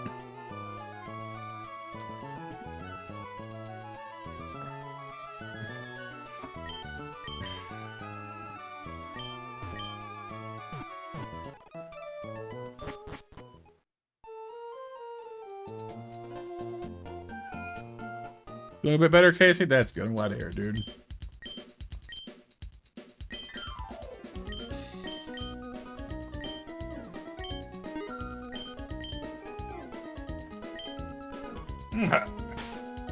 So now it is time to begin figuring out what we are doing with this upcoming gym run. We'll go ahead and load in the new and improved team roster to the calculator to assist us with that.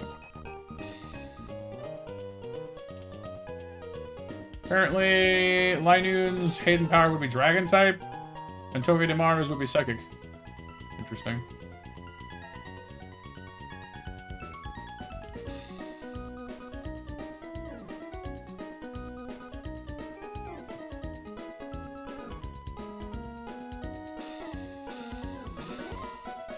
Oh yeah, and Monster Mash winners, good call, are Dekzeh, Icarus, and Empress. Nice match open.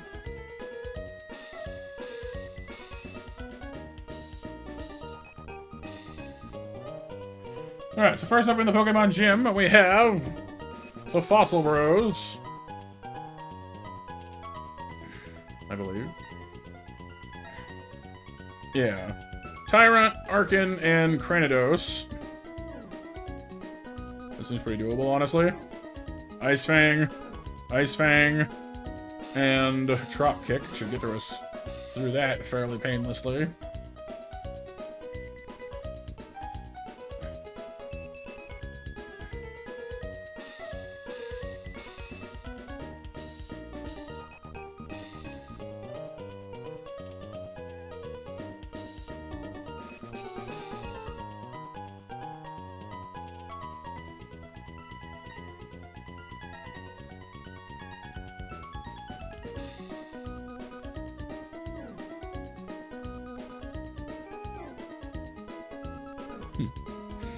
Cool, alright.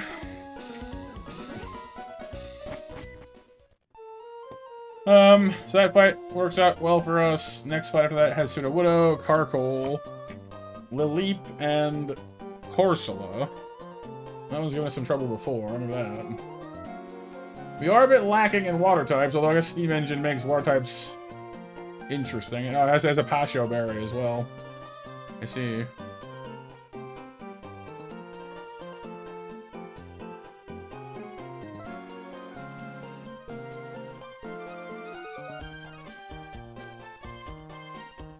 Yeah, the Carkol might be a problem. Ancient Power, Incinerate, Scorching Sands, and Sand Tomb. A lot of, not happiness going on there for us. We do have Pidgeotto with ground, Hidden Power Ground, though, which takes away both of its ground moves, which is kind of interesting. But Ancient Power will, kill us, the problem with there, so not ideal for that. The Leap, we have some okay matches against it, I guess. Giga Drain, Ancient Power, Infestation, and Recover. Ugh.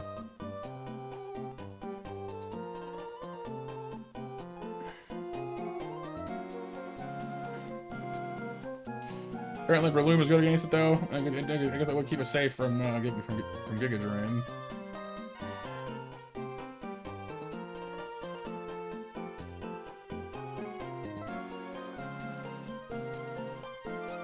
And Corsola... More grass types, basically. Well, we don't... we only have the one water type, which is why I'm sort of hesitating here. You know, like me... I don't know. It might be wise of us to go make that catch to the north here. And we only have one water type right now, and if anything happens to Dreadnought, we are sort of up a tree, so... It may not be a terrible idea to just swallow our current pride and hope for the future and just be like, hey, let's just go get that. You know? Oh, I'm sorry, BMJ. That's no fun, dude. Do I want to fish? Not exactly, but I think I'm probably for the better that we do.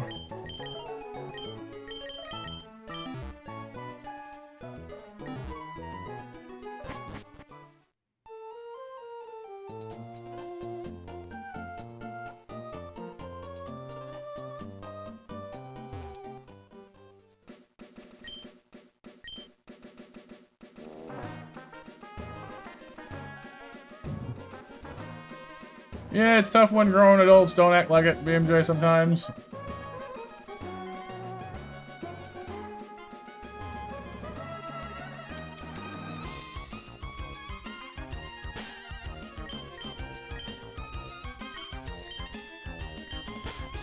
Alright. I'm not sure what I'm hoping for here, exactly. Maybe, a special attacker? Get around Carkol's defenses?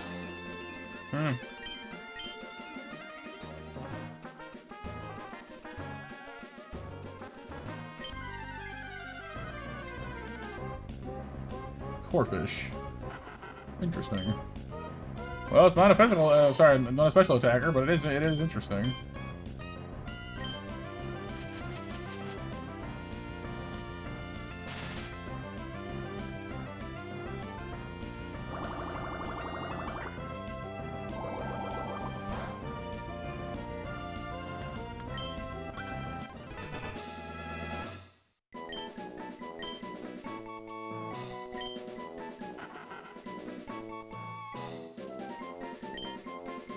I mean, obviously Sebastian jumps to mind, although he's more of a lobster. Well, I guess Crawdon's kind of a lobster, and Sebastian's a crab. That's right. I don't think there's any lobsters in Disney that I can think of. Other than maybe in Finding Nemo.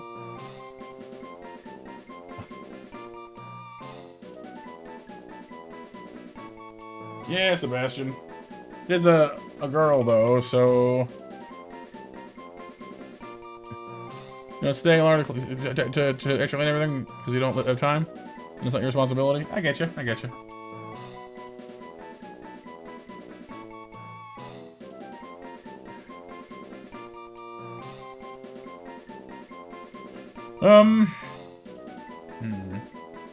Let's call her Ursula because she's supposed to be something of a ruffian. So instead of being Sebastian, she's the Sea Witch.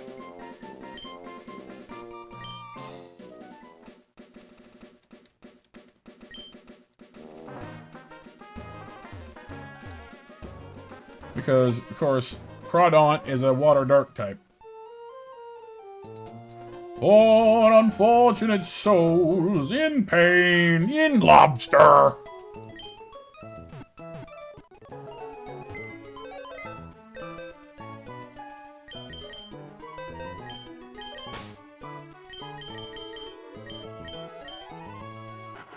Hypercutter can't cut her attack stat down. Calm nature cuts her attack stat down. Your nature and your ability don't work. Well, a good attack Ivy anyway, though. Ball Swipe, Leer, Mudshot, Bull Beam. I mean, she's got some good moves. Not much working to her strengths, though. The slightly confused lobster, yeah.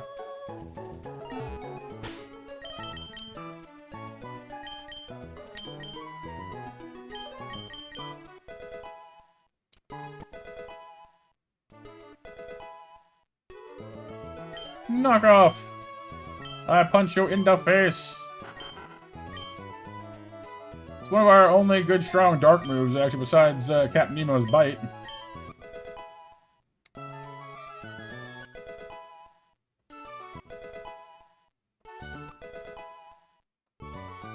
Aerial Ace! That's just type coverage. Not much good for this gym, but it does give us, you know, type coverage. Well, for what? I mean, I wouldn't want her fighting grass types anyway. Fighting, bug, I guess. It's not like Mudshot's doing her any favors anyway. Oh, nice, Seth. I look forward to that. Instead of knock off its voice off. No, it just knocks off your voice. You know, it's been renamed from Throat Punch. Well, I think Throat Punch is actually a Pokemon move anyway, but still. Whirlpool! I don't like Whirlpool that much.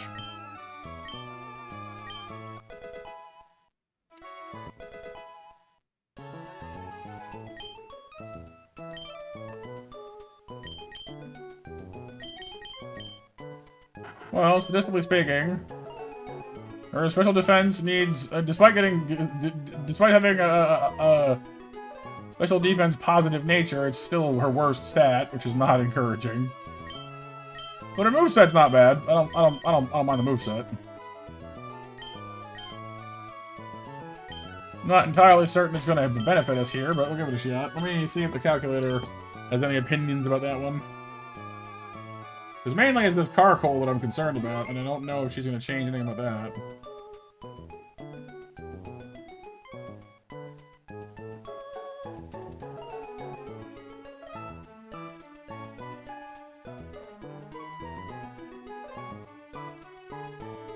Yeah, they don't seem to have much, it'll 3-hit KO us and, and we'll 2-hit KO it with Bubble Beam.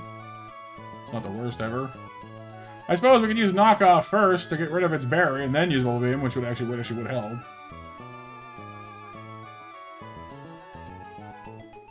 No, actually it wouldn't, because Bubbles still do more damage. Well, okay. I know that Steam Engine makes it go faster, too, so... The nice thing about Corphish here is that she's not weak to ground moves the way that Dreadnought is. The downside, of course, being that she also doesn't outspeed the way that Dreadnought does. So, I don't know if it matters.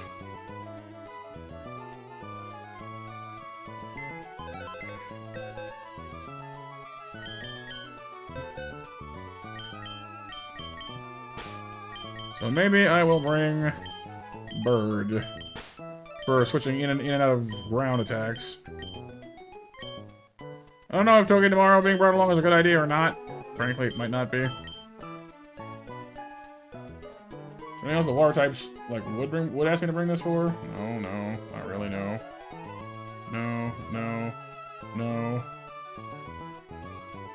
Well, maybe, but anything will do there. Drop kick. Yeah, there's not a lot of cases where Corphish comes in handy, unfortunately.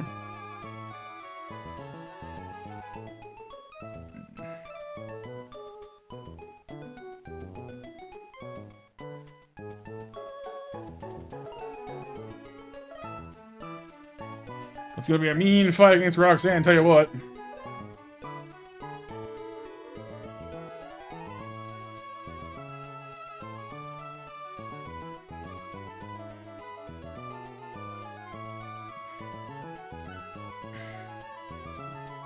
Yeah, maybe. We might need to use that. Armor sore. Armor!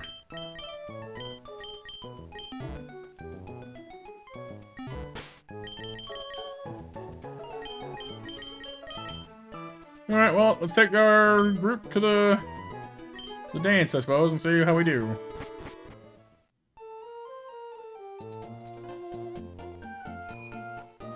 I'm increasingly convinced I should teach U-turn to Toki tomorrow, and I don't know why, I just feel like I should. I don't know if it's just pure paranoia, or knowing I'm going to later anyway, but I don't know, I feel like I should.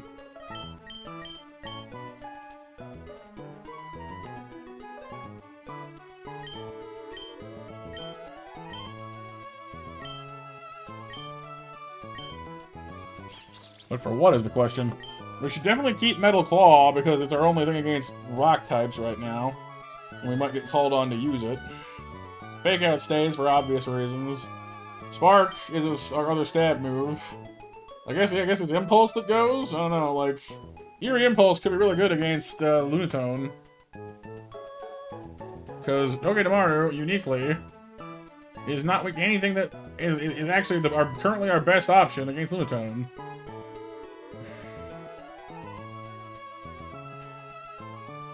And Spark, strangely, is our best option to do that because it doesn't trigger weakness policy at all.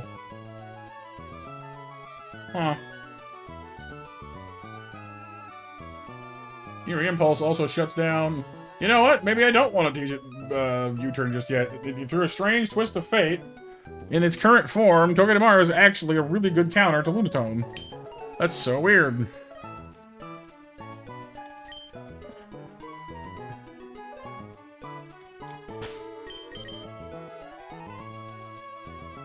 So, remind me not to lose Togedemaru between now and Lunatone then, please. We're gonna need him.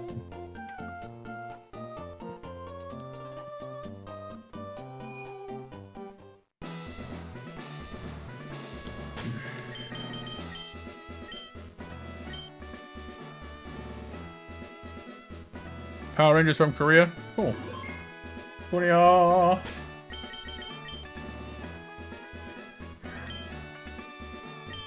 Alright, first things first, dinosaurs! Dinosaur fight!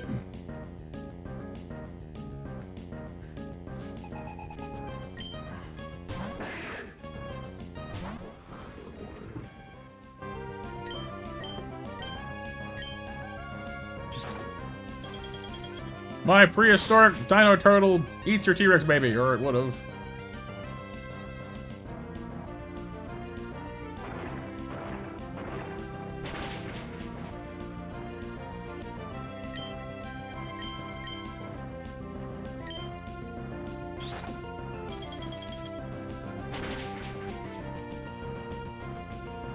I remember doing, what was that ROM hack we played, like, God, was it last year, year before now? It's been longer than I think it was, Fusions 3, where they fused Nidoran and Tyrant. That was a cool one. Nido King Tyrantrum was a cool Pokemon. I like that one.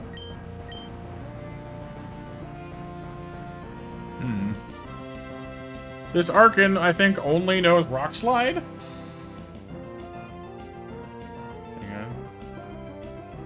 Yeah, it only knows Rock Slide. Its only move is rocks.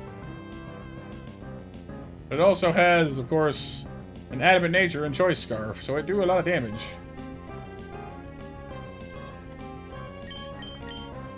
Which, funnily enough, makes Basil, once again, a good choice here.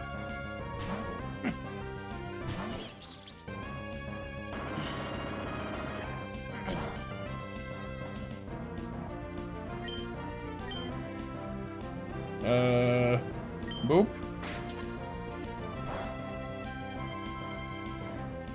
He's in a rock band, you figure? Oh, you remember his Bidoof and Whooper?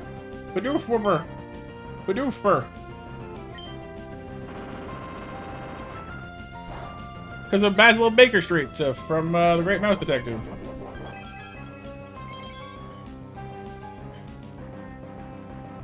Lynch! Basil!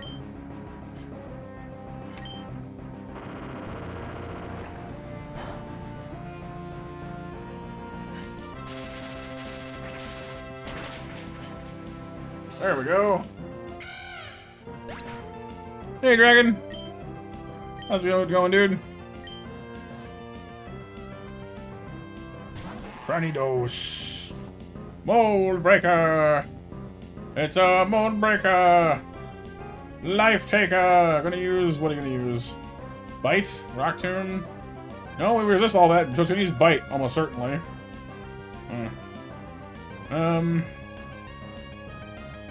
Does have Ice Fang, but doing good. Glad to hear it.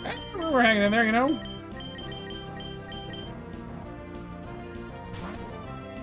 All right, I want you to get burned. Right, I guess you can't burn with Effect Spore, can you?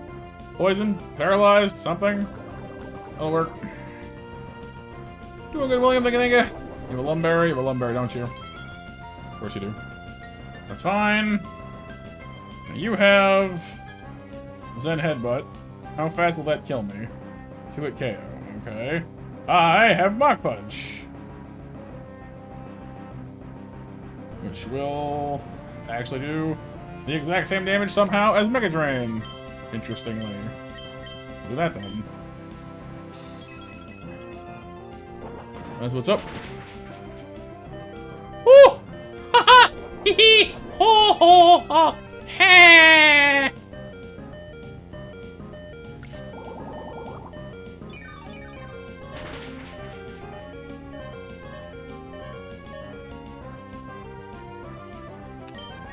Mach Punch. Boop.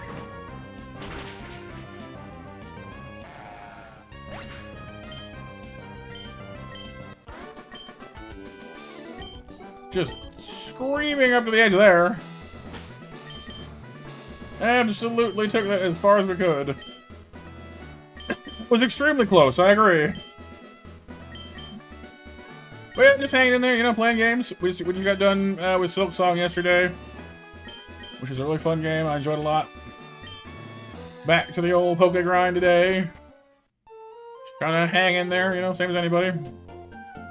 We got bills, we got ups and downs, but mostly we sit here, we stream, we have a good time.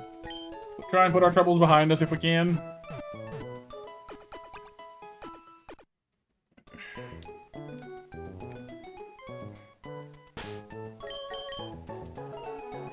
Well, we're done for now, anyway. Next up is the Pseudo-Widow Carcoal team. These guys are a bit of a pain in the butt. We got more ground moves. We do outspeed, but not like not humongously well. We might actually do better off starting off with Sarina, as she can use her drop kicks to lower its attack stat.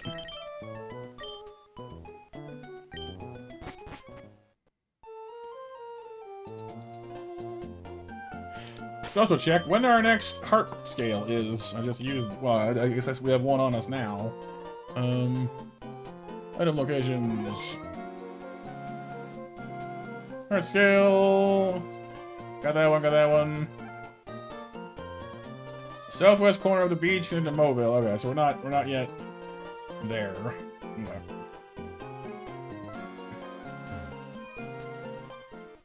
But yeah, William and Dragon, I'm not sure if you guys have seen any of this game before, or know anything about Run Bun, but I'm happy to explain if you guys like.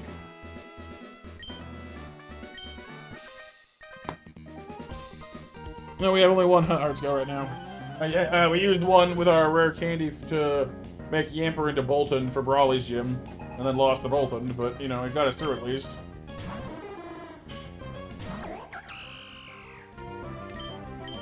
Drop kick. Boop.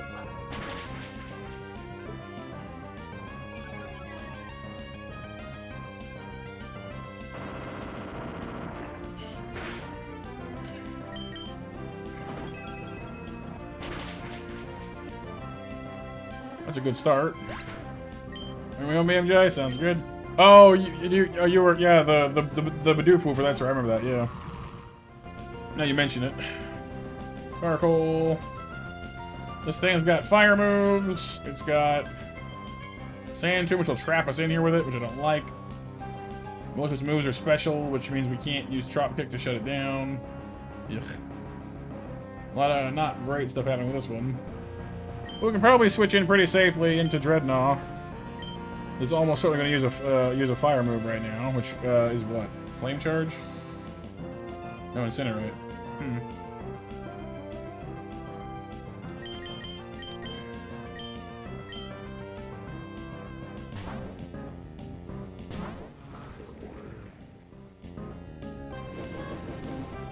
That'll do like nothing to us. It will take our berry away though, which kind of sucks.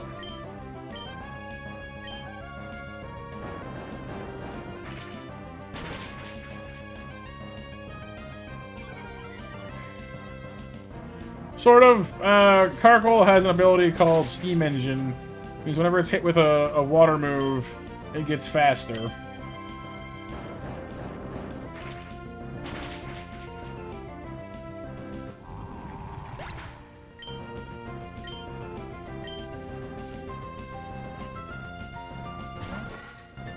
You have grass moves, which means we're not staying in this one because it's not happening. Giga Drain coming out almost certainly. Serena is neutral to this thing. Can just kick it to death with three hit KO.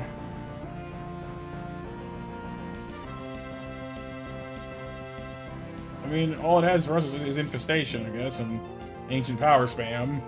It's not that scary, really. Should be alright. He said, hoping he's not wrong about that. What about Aladar? Can Mach punch it to death in 2 hits. I like that.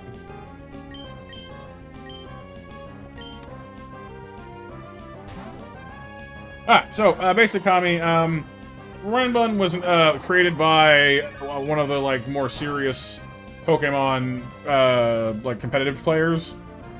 He named it after a friend of his, so it's not like the Run Bun doesn't actually mean anything. It's just he just named it after a friend. But basically, instead of being just randomized or updated with like newer Pokemon, like obviously it has newer Pokemon that Gen 3 would allow for. But mainly, what's changed is a full overhaul of like the AI. It's smarter, it's more competitive, and the trainers have all got better, smarter teams. Particularly the gym leaders, which all have 6 Pokemon and have at least 1 legendary. And starting at Gym 3, also have Mega Evolution. Which turns the entire game into basically a gauntlet of Nuzlocke potential. Because it is not easy. Okay, Scald, Ancient Power, Recover, Calm Mind. We're already switched in with a grass type that knows Mega Drain. It does have a Pasha. It has a Rindo Berry. Huh.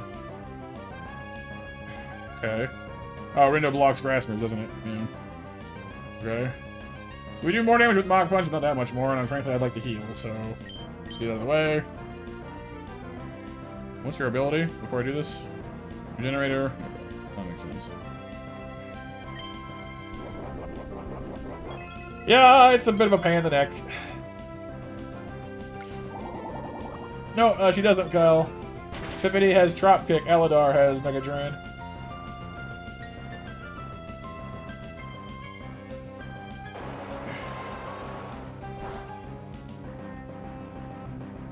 But yeah, I first stumbled across like a professional Pokemon Nuzlocker named Peachal, I think his channel name is, doing this game, and was like, what is this? And kind of decided to do it as kind of a joke, almost, for my May channel anniversary, just because, you know, I wanted to see how far I'd get. And we got wrecked, it was funny. And then I just decided to kind of just make it a recurring thing, I guess. Until I finally just give up. Which I may have slightly underestimated, because I know how stubborn I can get about things sometimes, but I didn't honestly think I'd still be playing this. But yeah, I'll lose a few times. I'll get bored, I'll put it down, and here we are on run, what, 44? I don't think I put it down. Why haven't I given up? An excellent question, Kyle, an excellent question. Because I still don't really think I'm going to beat the game, but I can't help but keep trying for some reason. I think it's because we've never even gotten out of, like, the early game, but, you know, because, like, you can ostensibly get back to Brawly in, like, I don't know, 1 stream if you really book it, you know what I mean? so it's easy to kind of pick stuff up and just go back to it. If we get like 4 or 5 gyms in and then wipe, I'm probably gonna stop. Because at that point, you're talking like, you know, days of effort just wasted, and that's horrifying to me. It can, Kami, it can, but it only gets you so far too, you know. Having to you know, reclimb the same hill a million times after a while, you get sick of looking at the same hill. That's insane. I wouldn't go that far. But I will say part of what sold me, honestly, was in his video on it. Pichal compares it to the Greek tragedy of Sisyphus, which, if you're unfamiliar, is the character who has to roll the boulder up the hill as penance for angering the gods. And so he has his own special little room in the underworld where he's basically just like, hey, here's this hill, bring this boulder to the top of this hill, and when you've succeeded, you know, we'll let you out. And basically, every time he rolls the boulder up the hill, gets almost to the top, and then drops it. And has to push it all back up the hill again. You know, and that's a pretty apt, if a bit bleak, analogy for what's going on here.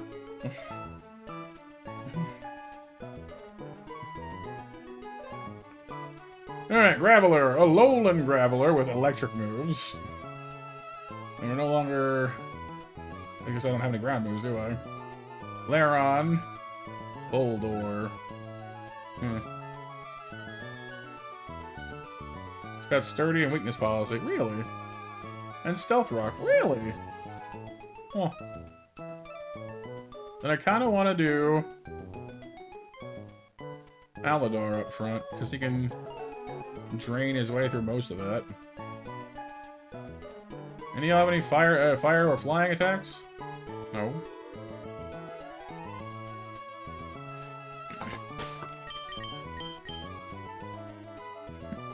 Well, yeah, like, there's obviously a bit more to the whole story, which is a fist than just that, but, you know, just kind of getting on the key points of it there.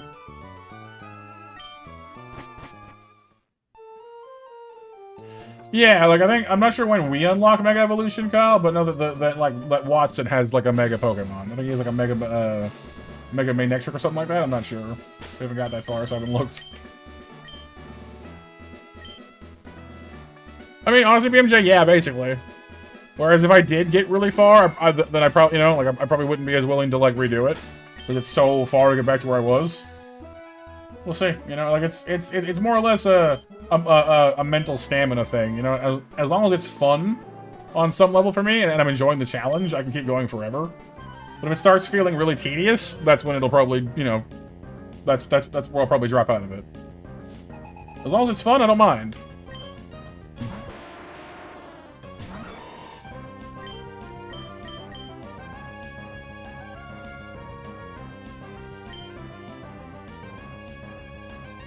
Huh. Do I want to Mega Drain and then Mach Punch you, or do I want to just Worry Siege you and then yeah, just do that. It turns off your weakness policy.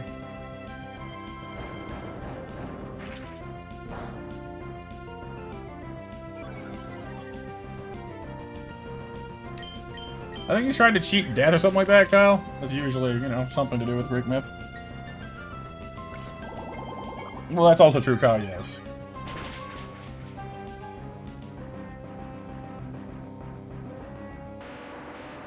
We've been slowed, which is not exactly ideal. We'll see what that necessitates. A lowland Graveler.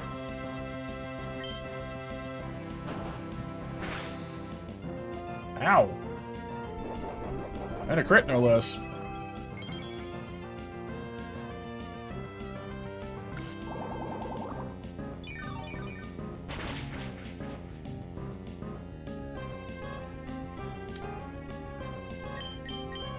Boop. Yeah, Prometheus got particularly screwed. But he really ticked off Zeus. So, I mean, there's the lesson, I guess. Don't do that. Reversal is on the table here. Sturdy. Custap Berry. It's got Sturdy, so we're gonna end up with the same problem, basically.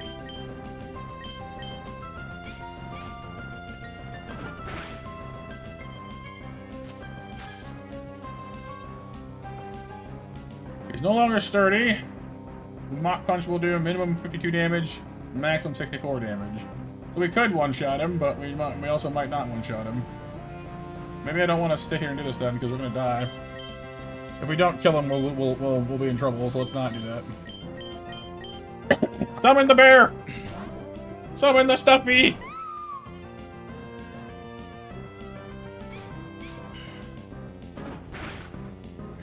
Ow. That hit a fair bit harder than I thought it would. I'm not gonna lie. Maybe I don't want to do that, actually. Hang on.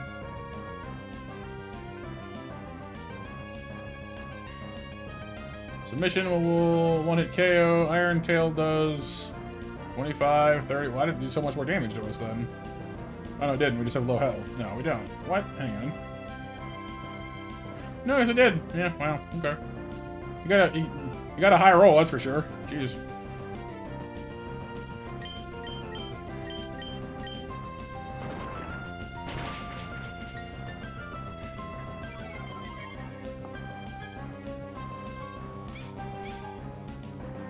Speaking of Greek myth, oh boy. Speaking of Greek myth, though, you know one game we started but never finished way back in the day. I think we got into Genshin around the same time, and they were both open world games, and I couldn't do both. Was that Phoenix game based on Greek mythology? I quite like that one too. I'm thinking back about it.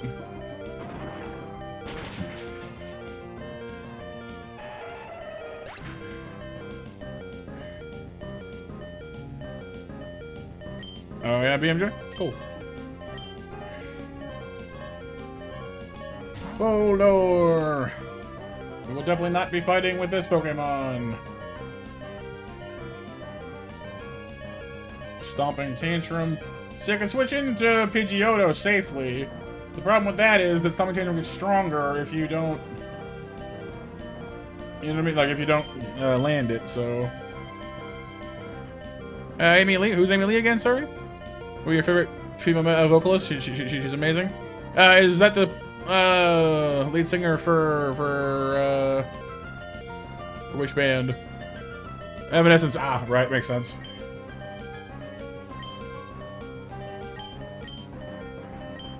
Hippity.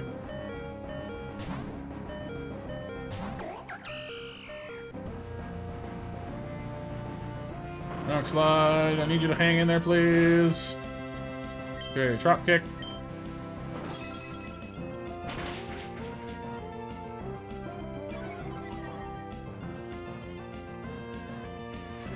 Sand comes out. What is your ability? Leftovers, okay. Or no, solid rock. Oh, that's one of the things. Okay. Well, that works in our favor, actually. The sand damage sucks, but we'll be able to land another drop kick before it hits me, so that's good at least. And then barring another unlucky little crit to come along and ruin my fun, we should be doing alright here. He said, jinxing himself.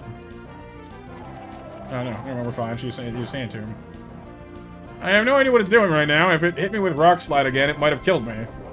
But instead it's screwing around with sand and it's just over in the corner playing in its sandbox.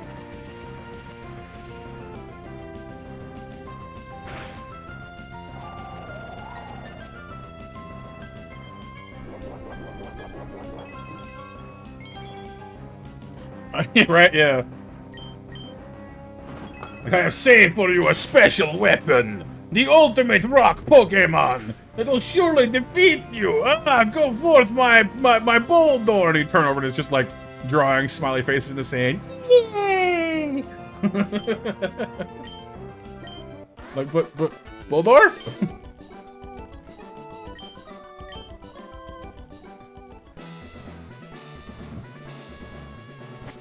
But the crushing and the maiming! Boldor, please, I need you! And he's just like, he just keeps on doodling in the sand. You told me there wouldn't be a pacifistic bone in his body! It's made of rock, sir, it has no bones. I didn't lie. Dang it!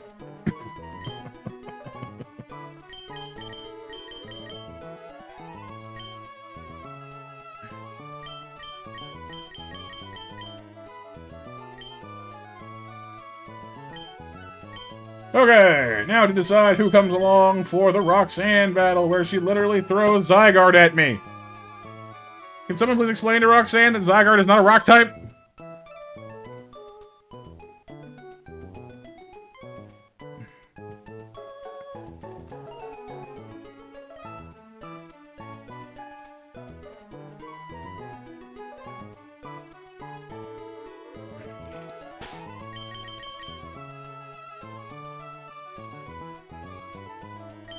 I mean, Lady Cluck could be good for switching into ground moves, I guess, but like, we got a Bisharp up front, which is, again, not a rock type.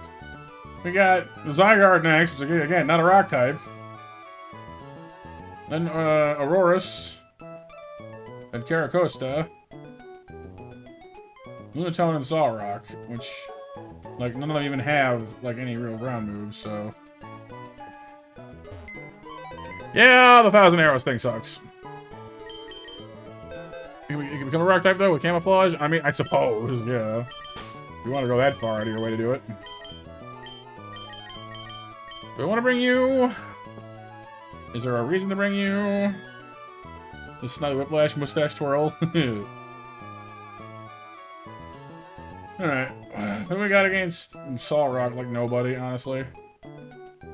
Linoon is the only thing that outspeeds it, and it's all physical moves, though, isn't it? What do we got? We got Headbutt, Snarl, Rock Smash, Night Slash.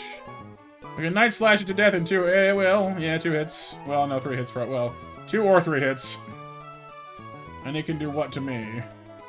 Definitely 2-hit kill. Well, that's immune at least. We should probably bring Linoon, if only because it's something that's immune to psychic moves. And it gives us options to switching. We're switching. But I don't know if we're going to win this one. Like, we have a good shot, I'd say. We have options.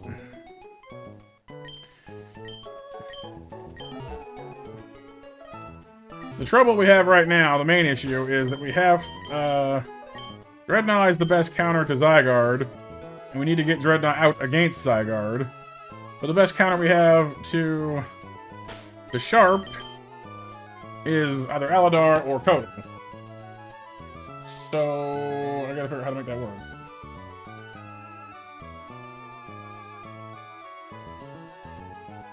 So, Submission will guaranteed KO Bisharp in 1 hit. Mach Punch will do it in, well, almost do it in 1 for sure, actually, as well, which is pretty awesome. But then Zygarde comes, assuming it's Zygarde that comes out, I guess. I guess we don't know that it will be. But it probably will be, given that it's a... Well, it has a bug move, and a ground move. And all of its attacks are actually physical, which is kind of interesting to me. Guaranteed 2-hit kill, 4-hit kill, 5-hit kill. Well, I mean... There was... some room there, I suppose, for helping. I don't know. I mean, getting Aladar long enough just to paralyze Zygarde might be useful all by itself. He doesn't actually have any way of... His Aura Break and Soft Sand, so... Unless Aura Break lets it, you know, ignore status, and then that should be useful to us in some capacity. Trouble is, I also want to save Aladar for the later Pokemon, Caracosta, and Aurorus rather, would be pretty useful. I guess Stuffle's good against Aurorus too, though, so... Makes it kind of a hard call.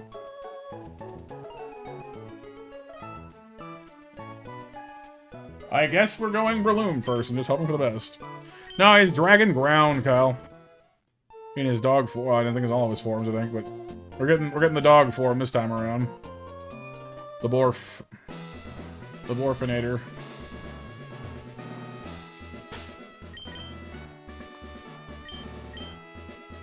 I'm already buried up. This is gonna be rough. I think we do have a way through this that we should be more or less good. But it's going to be difficult to pull it off, so...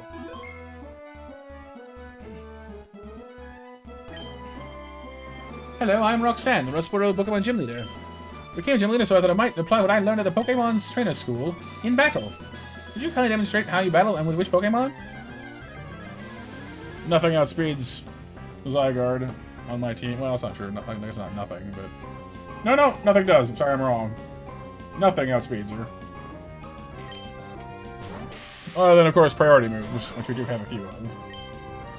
Boop. Please kill it in one shot. Got a 90% chance. Nope, of course not. I'm not... Oh, that's Focus Sash. Never mind, that's why.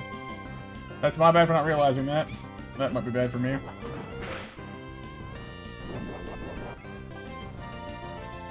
Yeah, right, Casey? Yeah, like... Would you let us do anything else?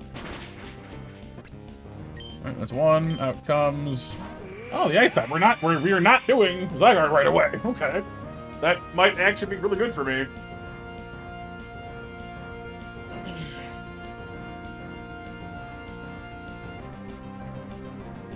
Because that gives us a chance to switch into something else.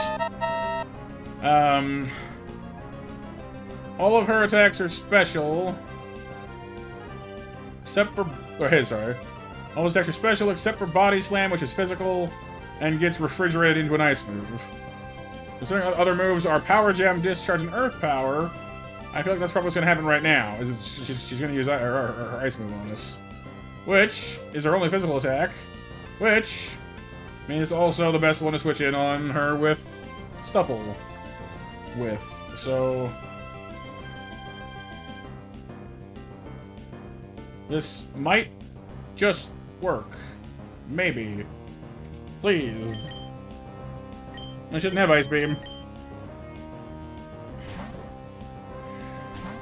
She has an Ice-type Body Slam, though. But with Stuffle's ability, we actually kind of just tank that. This is gonna hurt, though.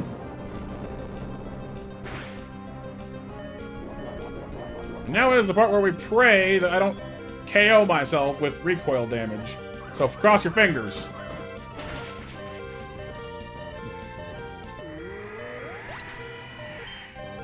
Nope. Well, I mean, we did the job. I wanted Dakota to survive, but we did the job, I guess, is the important thing. Now the problem is, whatever I pick, she gets to pick against it. I'm gonna really hope that picking Dreadnought encourages her to pick Zygarde, because that's the best possible outcome for us right now.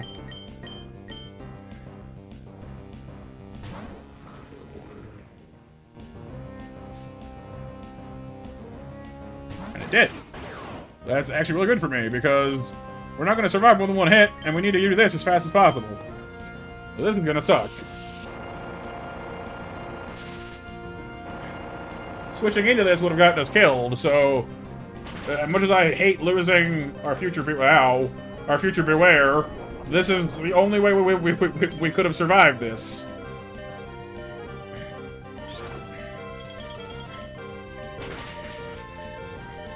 Because Dragon Ground equals ridiculously weak to ice.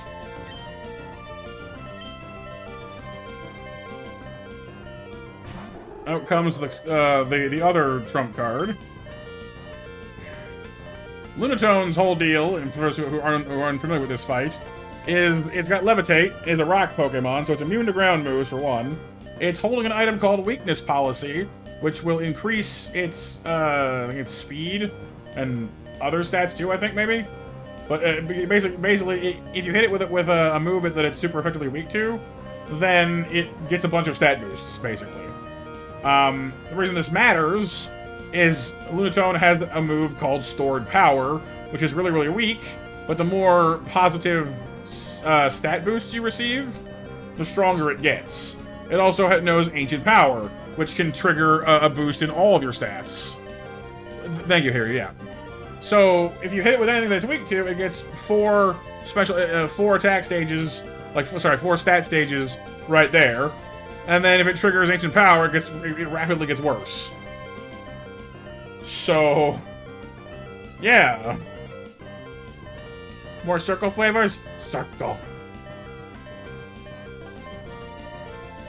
So, to counter it, you either need to get into a really long scrap over whatever, or I'm trying to decide what's going to use them, Ancient Power or Stored Power. We're weak enough now that it might kill us with Stored Power, but probably Ancient Power, honestly.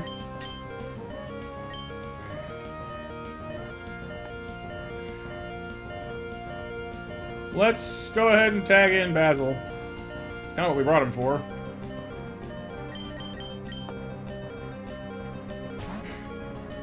Fruit punch, strawberry, and honeycrisp apples. Ooh.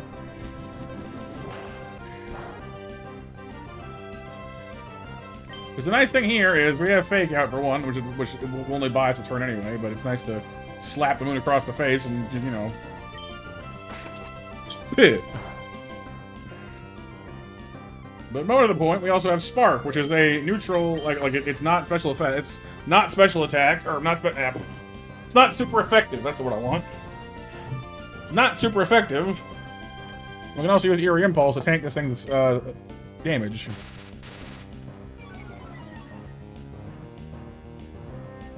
Which will make its other attacks less powerful.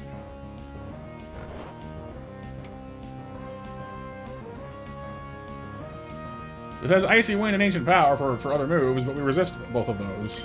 So, it kind of works out nicely for us. Plus, it gets it, you know, puts it behind for stat stacking.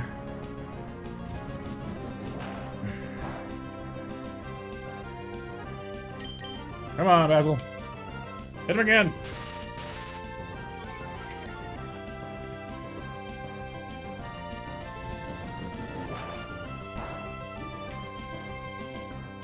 Alright, now Spark. It won't do much, but we'll do enough. We'll spare change this thing to death, and then we'll move on.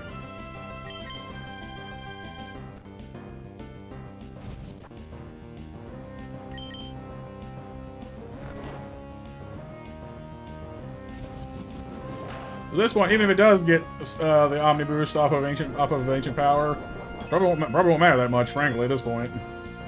We've dropped its special attack down 4 stages, and we resist stored power anyway.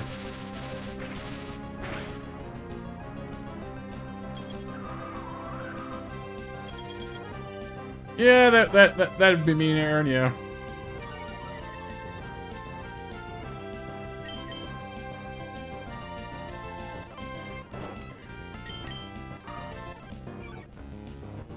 Yawn.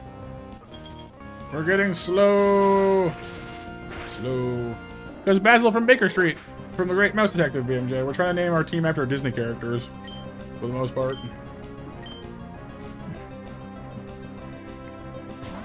Costa.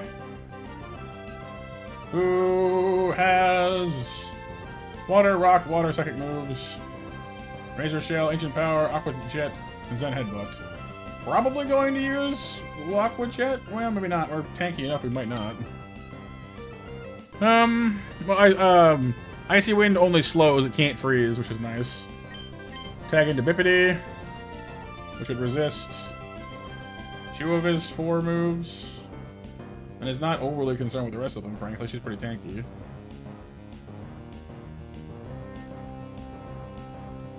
He doesn't have the Rindo Berry and Solid Rock, though.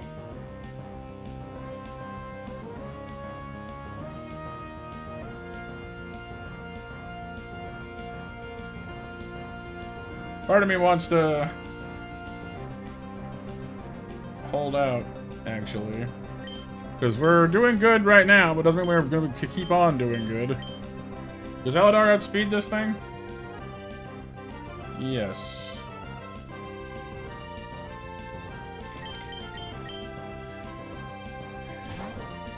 No, Kyle, that's true.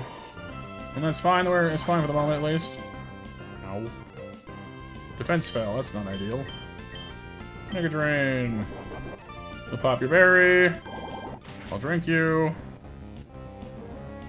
Oh, right. Oh, I didn't think that went through. That's on me. Honestly, that kind of works for me, though. Because he's poisoned, he's damaged, we outspeed, and we're already switched in for Lunatone, which is a move I wanted to make anyway, probably, so... Oh, sorry, not Lunatone, sorry, Sol Rock. So... Get that out of the way. Because you are a pain all by yourself. You've got rock moves, psychic moves, ground moves, normal moves, none of which we're actually weak to, which is nice. They're all physical, though, which is the whole idea of having Serena out, because we can literally just stomp the crap out of you with this. Every attack I land on him lowers his special attacks, his physical attack stat, which makes him easier to kill. Oh yeah. Oh, did you know you can save hundreds on your medical insurance by speaking to Trico? There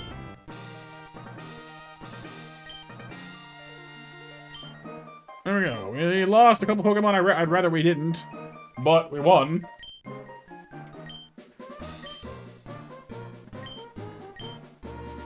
Making a Geico joke, Kyle. H6. Rock Smash.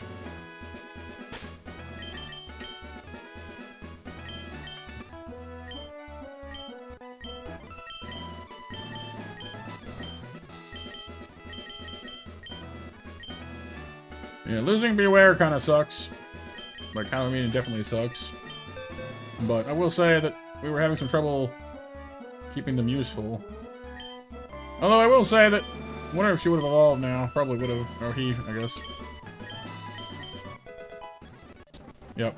Lure the next level. That's funny.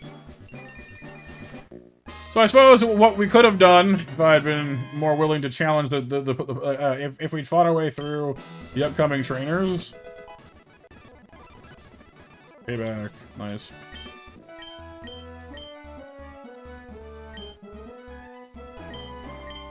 But yeah, if we fought through the upcoming trainers, there's a rare candy up ahead.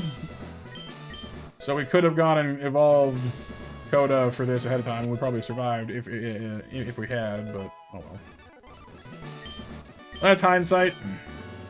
And the nice side, the upside to that is now we have the rare candy for later if we need it, you know. So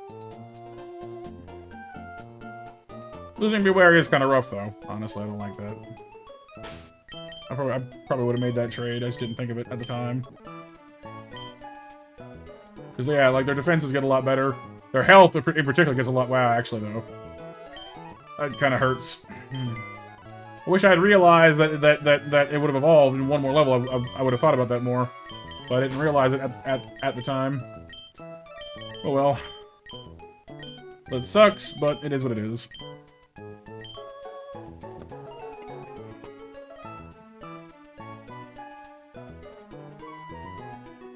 Yep, 1 second, you guys. I've got the match winners. We are finally on the Watson split again. It's been a while.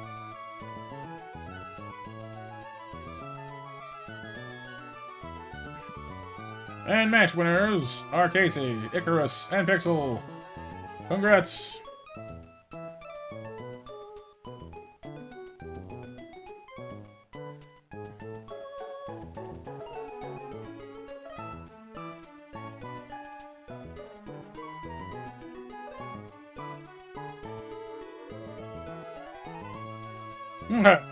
Let's go ahead and withdraw our dudes. I don't think anyone else is going to evolve because we're not close enough to it level-wise, but we'll see. Actually, I think Crawdaunt might.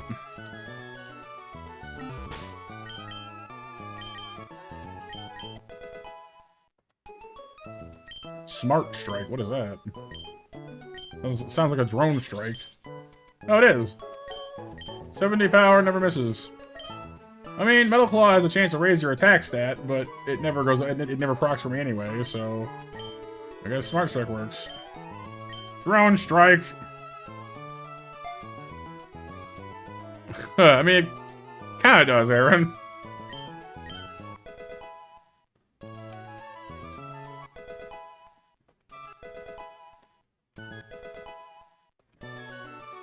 Super Fang. Ooh. Super Fang! It's a dark move now? That's new. Cool. Okay, Super Fang is interesting because, I mean, regardless of what you're fighting, it always cuts their health in half. Which is great for a starter move, but kind of peters out from there really fast. But Super Fang plus Fake Out. Okay, Fake Out Super Fang and U-Turn on the same Pokemon is just kind of mean. Like, hi, I smack you, I bite you, bye! I smack you, I bite you, bye! Ha! I smack you, I bite you, bye! Mmm! Psh, chomp, poof! Psh, chomp, poof! Psh, chomp, poof! You little snot, you back here! Never!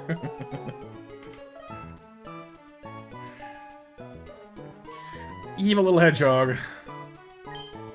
So Eerie Impulse was definitely really helpful against Lunatone, but isn't as necessary now, I should say. Was quite handy though, I will say. Like we tanked that thing. I'm a little low to get rid of it, honestly, at this point. But Super Fang would have made the job a lot easier too, so I'm a little torn. You know? Like, especially if we want to keep U-turn, like, we only have so much room here. So what would we keep? A Steel-type move or an Electric-type move? I guess only one thing in the entire game is immune to Electric types. But Grass and Dragon resists it. Well, and other Electric types, I guess.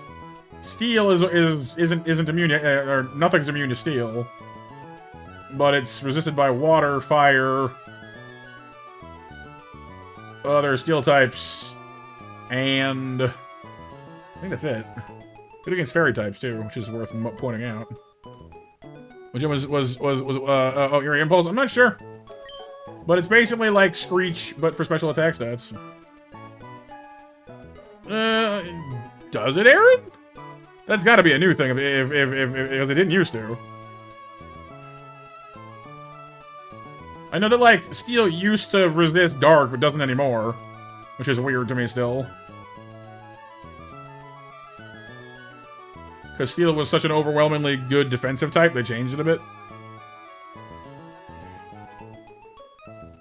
But no, I'm pretty sure Electric is only blocked by itself, or not blocked, but like resisted by itself, Grass, and Dragons, I think. Pretty sure. BMJ. That's funny. I guess we'll drop Eerie Impulse. It's one of those niche moves where Super Fang should be useful basically all the time, so... You know, use case versus, you know... Yeah, like, it was good in that one fight. That said, I have no idea what we're gonna drop for U-turn, because it's just good for everything.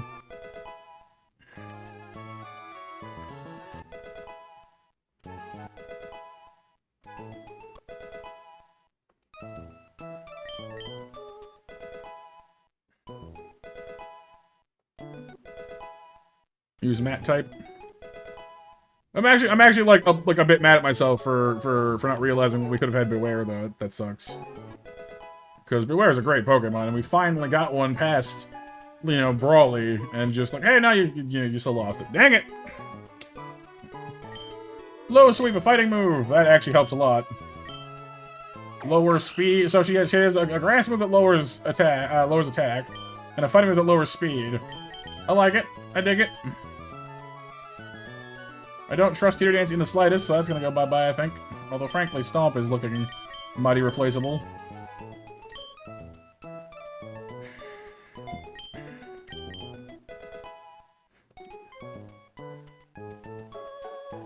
Yeah. Let's resist Steel, that sounds right. Razor Shell! Our first good water move, because it's actually a physical attack, and not a special one.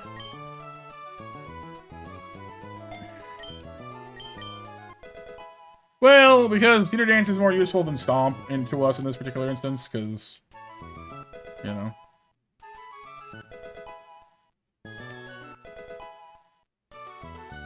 Rock Slide! Rocks! Rocks and dun dun dun.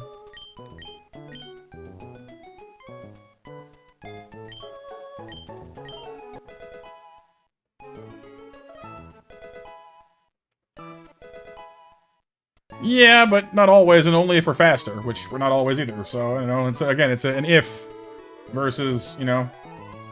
I guess Confusion is an if too, but I don't know. We'll probably get, we'll definitely be replacing Theater Dance later anyway. So mainly it's because Theater Dance can put Confusion on an entire team in double battles, and it's good to have something for that. It kind of does, BMJ, yeah.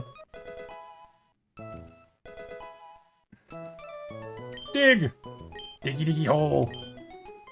You know, that's probably about to be very useful against Watson, so I'm gonna do that, actually. Headbutt stays for stab reasons. Night Slash stays for stab reasons. Rock Smash! I mean, it's good, but it's kind of falling behind. So I guess Dig replaces Rock Smash. Particularly against the Electric Gym coming up. Where we actually might need Snarl to, you know, calm down a Magneton or two. Or Magnezone, depending.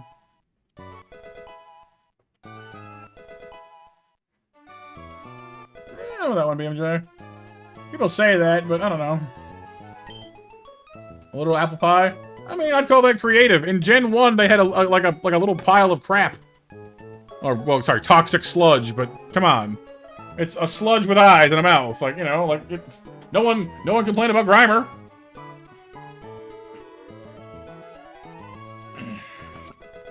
And, like, Ditto is, like, the exact same thing, just not smelly. It's just a different kind of jelly.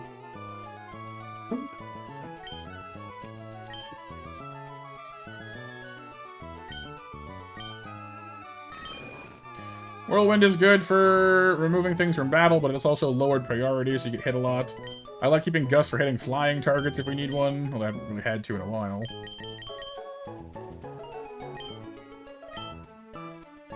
Oh yeah, Ash is dumb, yeah. Well, yeah. But like, the thing is, Ash doesn't need to be smart. Ash, what almost, you know, what some of us realize is, Ash is one of those D&D characters that, like, dumped out all of his intelligence and wisdom and maximized raw power. Because think about this for a second. Ash once, you know, was pursuing Team Rocket and jumped from the ground into their balloon in midair. Made like a 20-foot jump off the ground. Exhibit 2, Exhibit B, Ash went to punch Mewtwo in the first Pokemon movie, and Mewtwo felt the need to stop him from doing it. He didn't just take, sure, he stops all the moves, but I'm just saying, like, yeah, like, he threw hands with Mewtwo, and Mewtwo actually was like, okay, I'm going to block this. Like, he's a 10-year-old. You felt threatened by the 10-year-old? Apparently he did. Like, no, yeah, actually, though. Yeah, just literally a bird. Plus every other, you know, regional bird that is just literally a bird of a different kind. Hyper voice. Bird, my bird yells at you. Oh, it's actually like a really good attack, though. Jeez, okay. 90 base power and stab to boot. Well, that is a horse of a different color. He's good at roasting? That's true. Yeah, no, exactly. Ash, during a period of his journeys, carries around a Larvitar everywhere he goes. And have you seen how heavy Larvitar is? And he carries this thing like it's nothing. Like it's less than nothing. Hang on, Larvitar. Larvitar weighs 158.7 pounds, or 72 kilos. That is not a small Pokemon. Like, he's physically small, but he's really heavy. Dude carts around a 150-pound rock baby like it weighs nothing.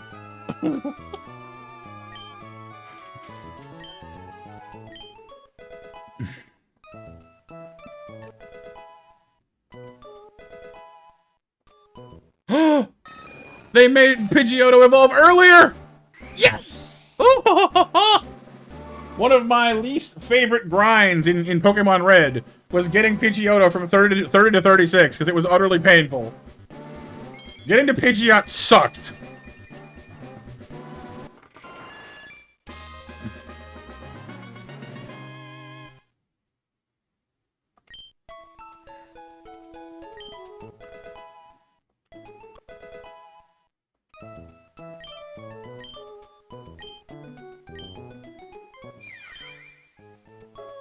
Why not, though, Aaron? I mean, if we're gonna have the option to have one, it's more stats.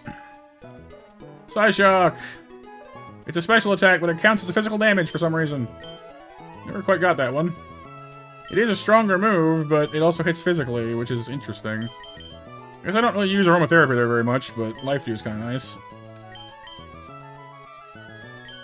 Gonna save our bacon that one time. Not a fan of the mullet bird though, Aaron.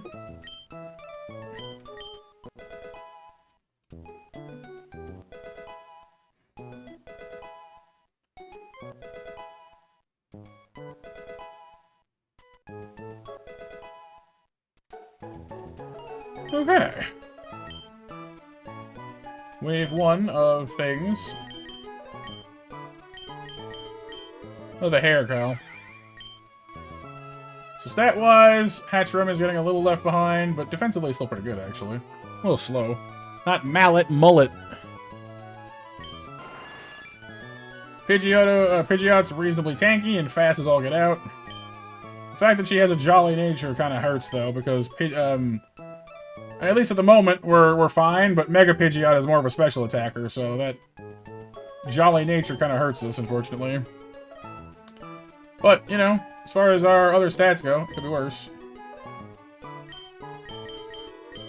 So we might want to save up our heart scales and fix that nature, make it timid or even modest, really, if we wanted to.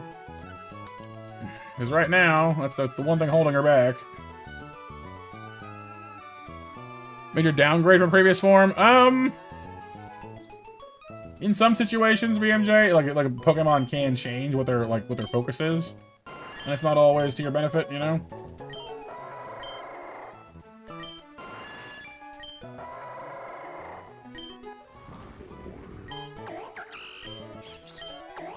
We got a few moments, like, I wish I could trade natures. Like, exchanging Bippity and Cluck's natures would actually fix them both perfectly.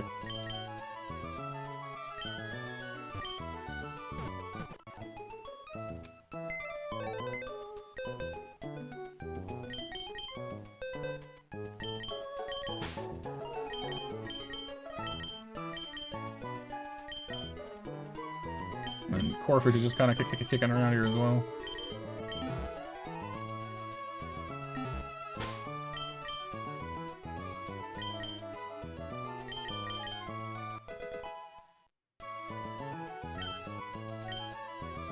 Right, BMJ.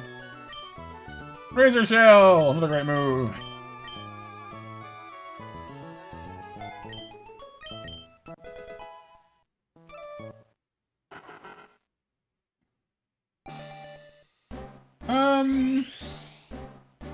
Does something in Dusknoir, huh? Maybe. I mean, I guess in a sense, you could consider Shedinja kind of a lateral move. I don't know if it's worse.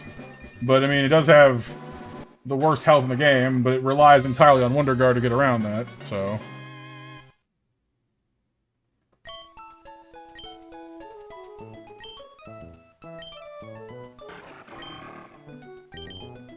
See, Knockoff is only barely weaker, and I kind of like, yeah, Night Slash has a higher crit chance, but removing your enemy's held item in this game, actually, is really useful. Welcome back, Sif. I guess we could drop False Swipe. We don't tend to have many problems catching stuff. But...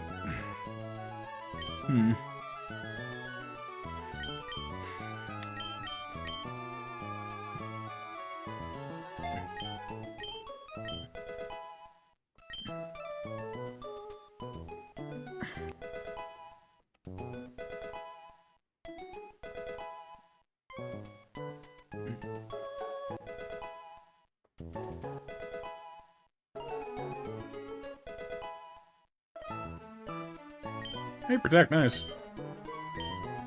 Our only one that has it. That might be worth dropping the Aerial Ace coverage, honestly. Like, it's 60 base power, which is its weakest move. So it's only really good against, like, fighting types and grass types. And Bug, which are all good against Ursula. So I don't really want her anywhere near anyway, so... You know?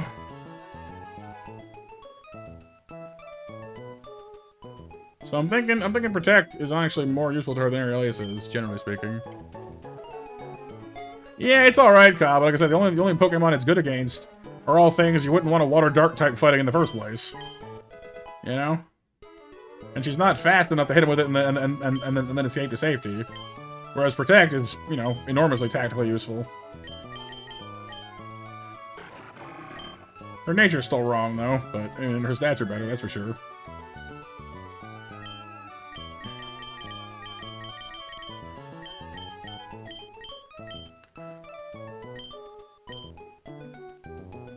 Well, like I said, I'm not saying I'm not claiming I know everything or know best.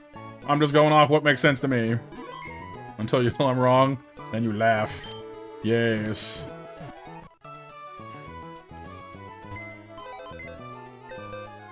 Alright, so now we gotta get through the next bunch of dudes.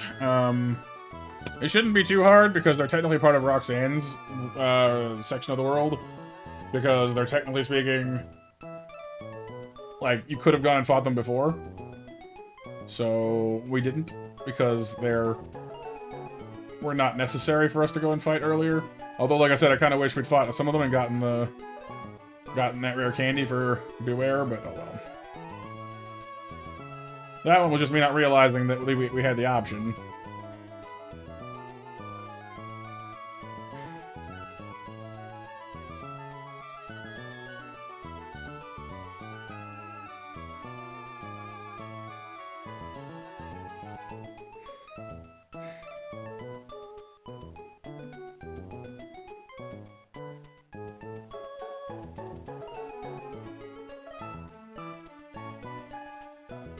Another big question is, do we want to teach Tokidamaru?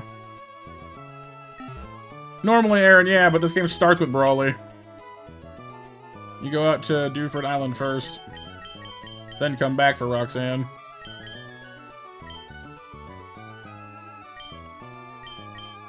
We want to teach Basil U-turn, and if so, what do we want to get rid of?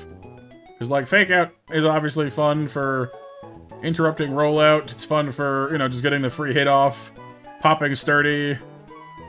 You know, just a generally useful move for poking stuff. I guess it's not necessarily, like, the be-all, end-all, but it's nice to have.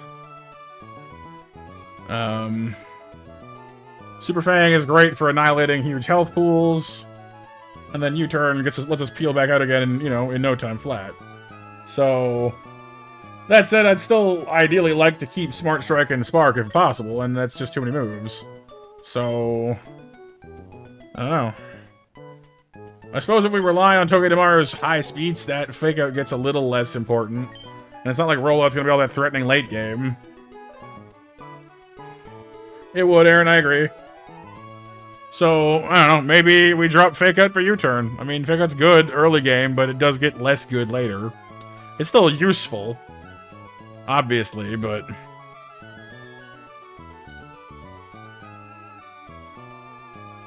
But I think Super Fang, you know, chunking something's health in half. The fact that it's a dark move now is also interesting to me, because it means that ghosts aren't immune to it anymore either. Which is crazy. Wrong! So I'm gonna try that. It's gonna make it a little longer, unfortunately. Before we can fix Pidgeot's nature, which sort of bothers me. But, what are you gonna do? That takes, what, 3? 3 heart scales, which is rough.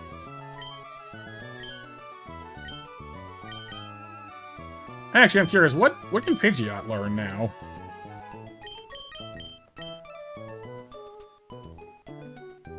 Oh, Heat Wave! Dang! You can teach Pidgeot Heat Wave? What? What?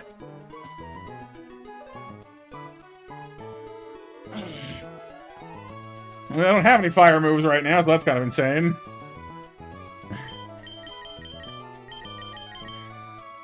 It's not stab, but it's a 95 power fire move. It's, you know, it's not bad. But let's focus on making Basil really good first, because, like, so far, Pidgeot's still good even without that, whereas U-turn makes us better.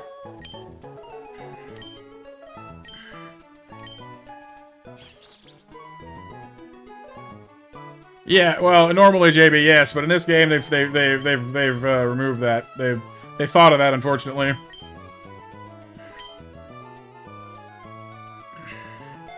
There are only 30 heart scales in the entire game, and you can't thief things from anybody anymore in this game. That they remove stealing. Enemies can knock your stuff off, but you can't take theirs. Because the game is out to be mean to you. What could I have taught to beware? I don't know.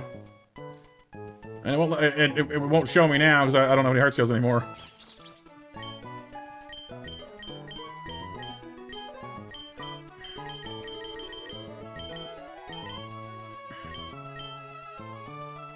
Cool, so Basil is now just kind of over there, zipping.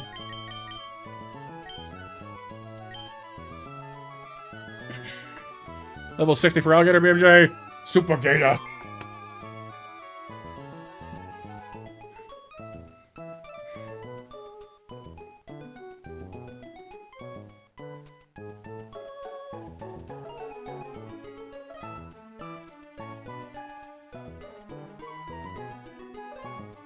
Alright, let me just update. Oh, something went wrong. Oh, I see.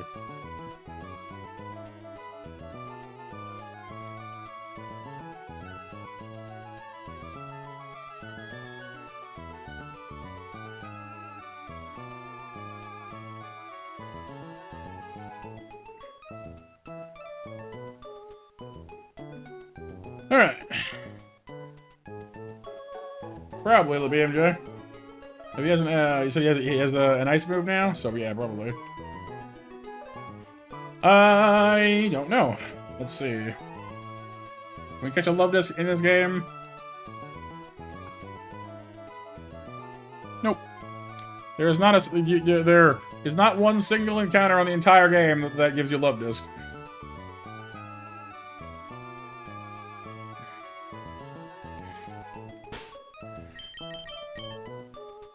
So yeah, they thought of that one. Alright, so what are we fighting? We're fighting these clowns.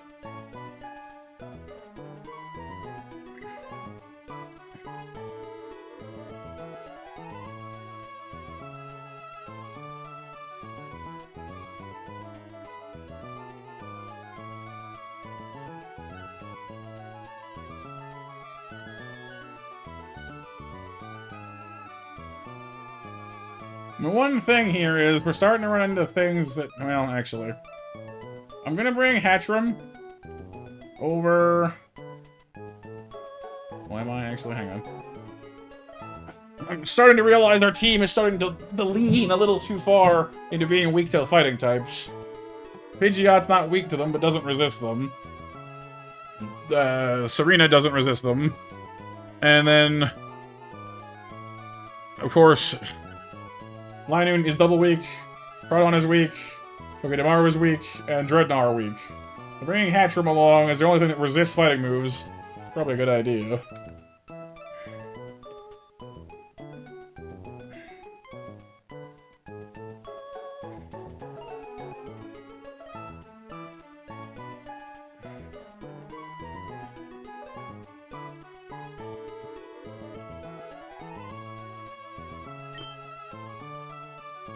No, so if it doesn't, why? Why would it mean that?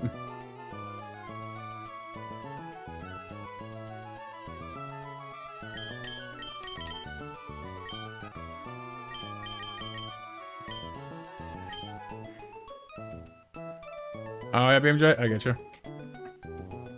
You must wait for the ice.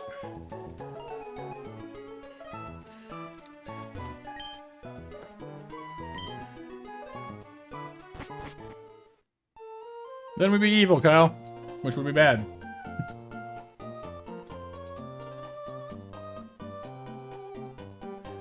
Alright. Back on through this place.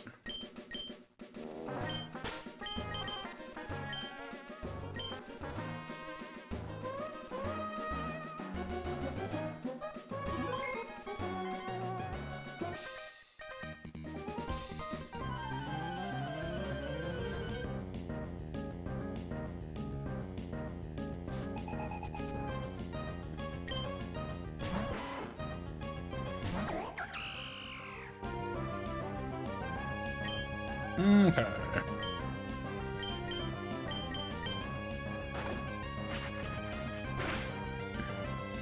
Because these guys were all, you know, things we could have fought before Roxanne, we now enjoy a, you know, a significant level lead.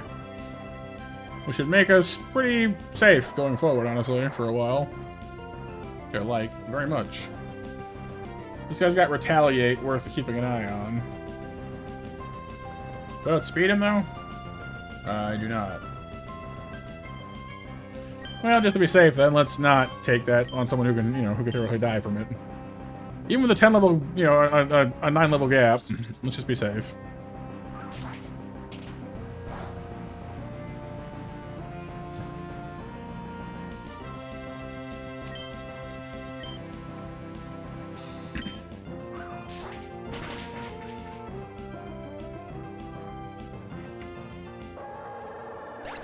Last is Pidgeotto.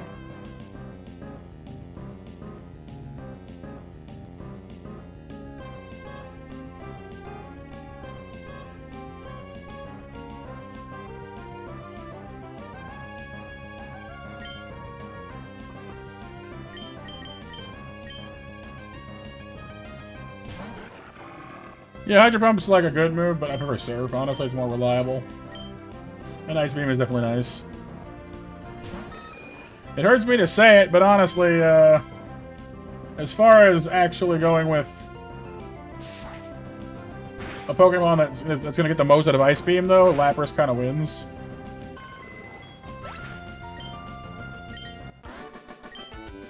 Like, I love Feraligatr, don't get me wrong, but Lapras is honestly just a really solid water type. In basically every possible way.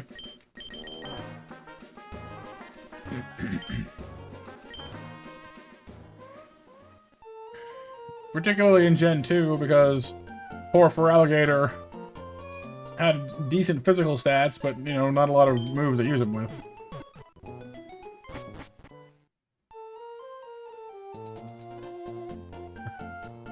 Well, because Surf does, like, it's kind of like Flamethrower versus Fire Blast, you know? They both do good damage, like I would say, you know, Fire Blast does more damage than Flamethrower does, but it's prone to missing. Whereas Flamethrower hits all the time and still does really good damage. So. Oricorio with the dances. Fancy dancing.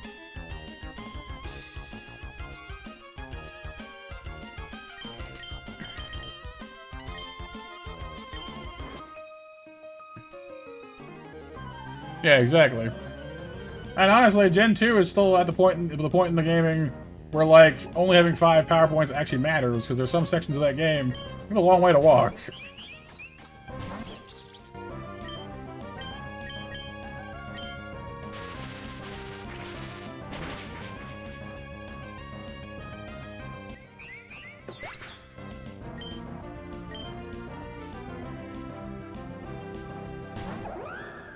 Fluffy!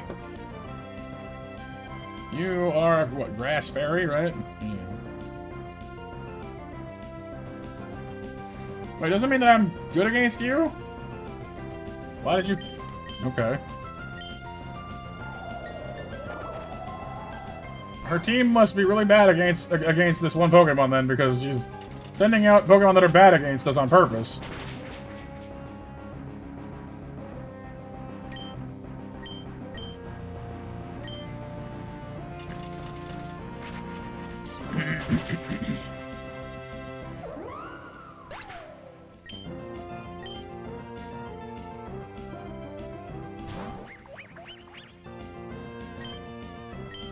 That explains it.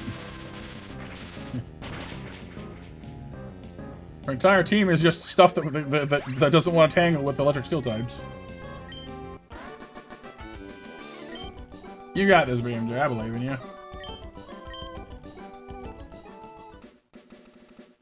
Alright, so these next two clowns... Oh.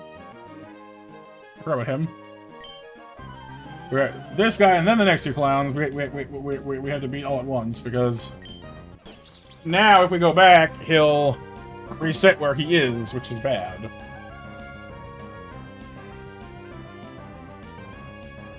This guy's got a fighting move. Yes, he does. A Brick Break.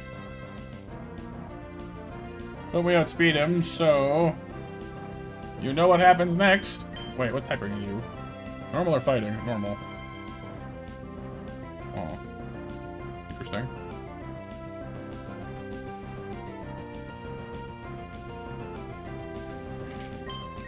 Bye-bye.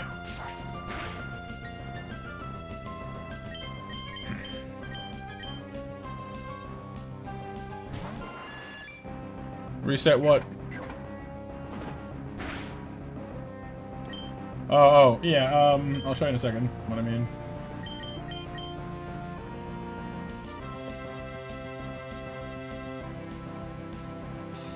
What does Comatose do as an ability? It's like a sleep, but not a sleep? Is that what it is?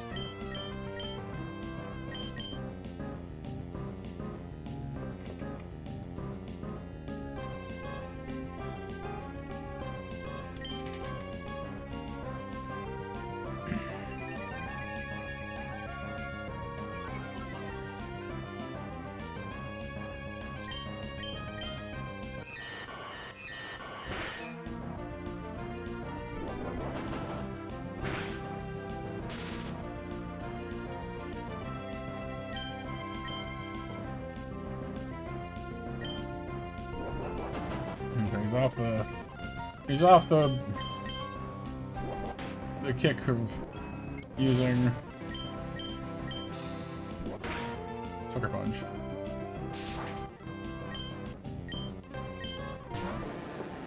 Gyarados, who only knows Dragon Rage. Literally, that's it. Which is a problem, actually, because we need to switch in Basil without getting him killed in the process.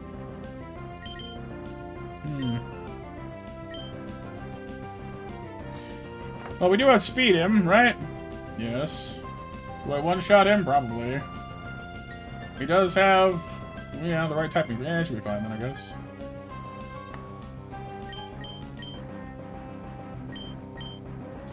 Sure, Nemo has it as well, but I mean, Basil should be able to switch in, then use Spark. Call it a day, basically.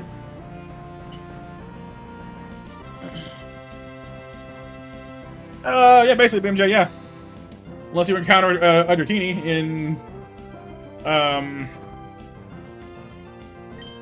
Dratini in Safari Zone.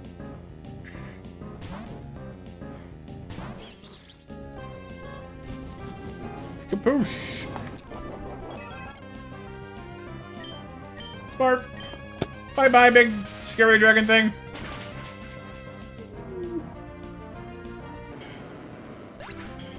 I mean, a bit BMJ, yeah, actually. Having to figure out on the fly, like, hey, there's this big dragon thing trying to kill you. What's it weak to? I don't know!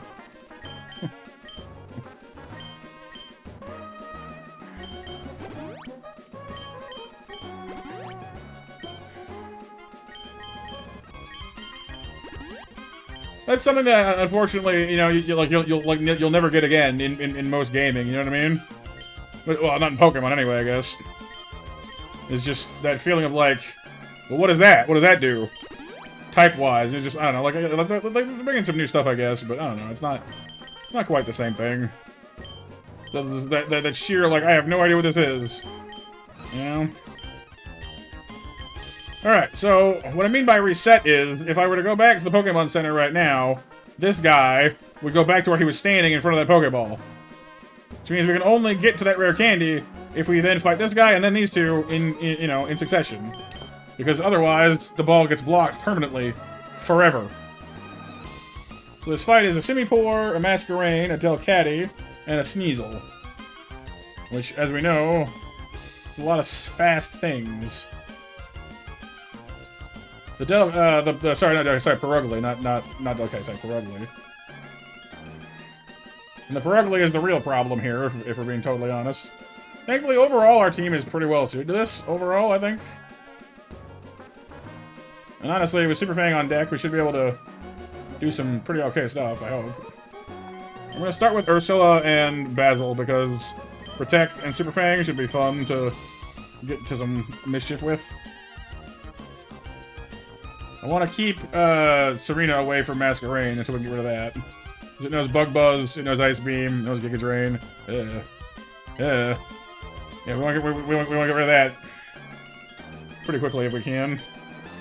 Actually, that Masquerain unsettles me. I think we can one-shot it, or just about, actually, with Crawdon. Oh, knockoff. Huh. Interesting. Have any better options? I mean, Pidgeot can 2-hit KO with Air Slash, which might be the better option here, frankly. It does have Ice Beam, though, which is kind of a pain. Mostly I just want that thing gone, frankly. Like, that... It's dangerous, what that is. It'll 2-hit KO us with Bug Buzz, no sweat. Nothing has Grass Knot. Yeah, I don't like that at all. I don't like this team. Okay. Okay, so the monkey's faster, which is good, I guess, but Grass Knot's gonna do 36 damage to us. Do we outspeed the Masquerain? Only some of us do. Okay. Well, in that case, we're starting with Pidgeot, because Pidgeot is a little tankier, a little survivier, and a little less prone to getting utterly ganked. Alright, Sif, good night, dude. Oh no, Nova, not the legs! They need those!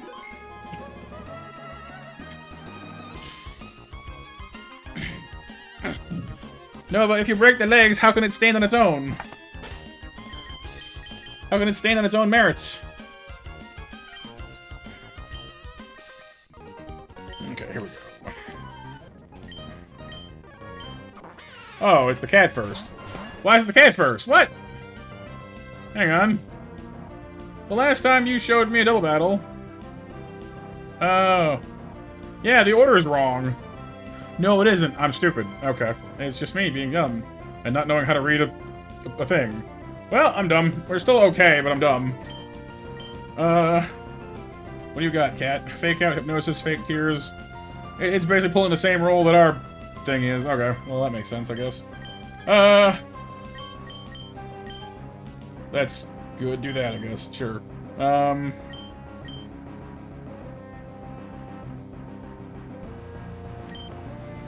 Fake Out on the bird. I can live with that.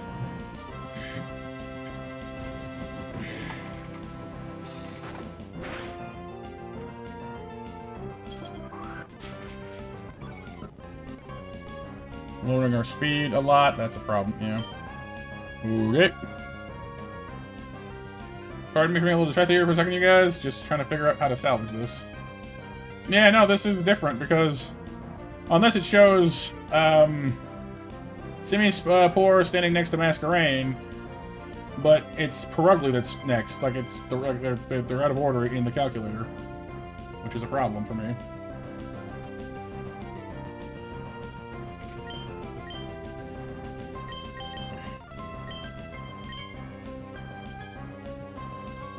I see wind is not great. Well, it's safer for her. Well, sort of safer for her to come in now, I guess.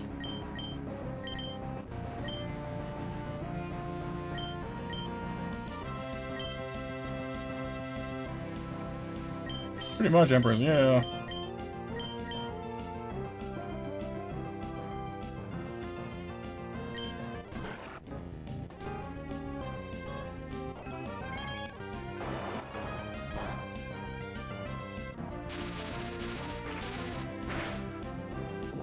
Okay, cat gone. Bug. Oh, yep, Sneasel next. Okay. We're all over the place today, this fight.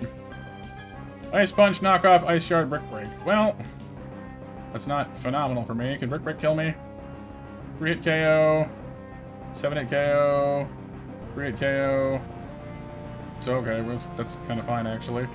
Nothing immediately threatening from the Sneasel. Although we're getting a little bit banged up, so let's not take that for total gospel. What do you got? Mystic Water. What do you got? Focus Sash. What do you got? Lumberry. Okay.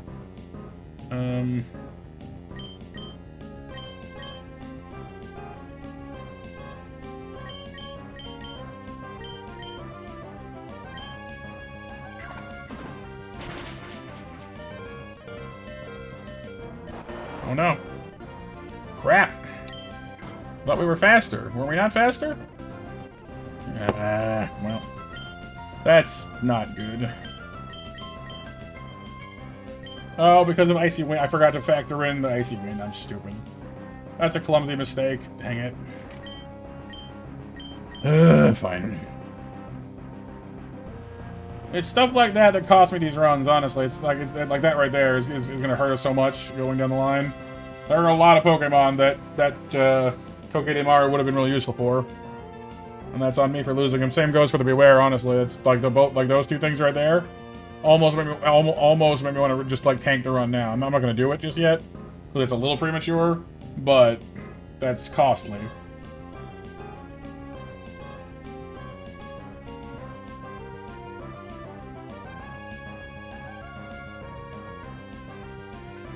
Pidgeot can outspeed the Sneasel, but it does have an ice quick attack move, so not too much, so...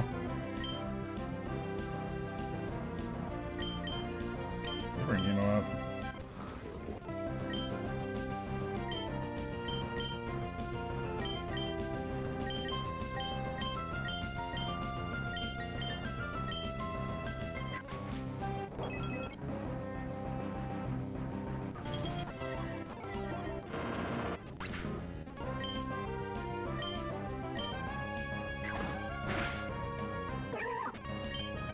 Well, that's something.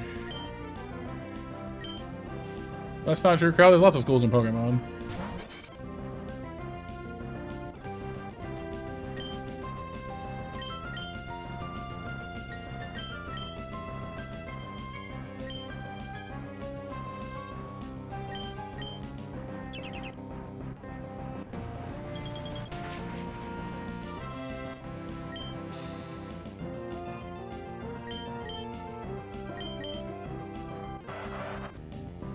Really, you one-shot her? Are you serious with that?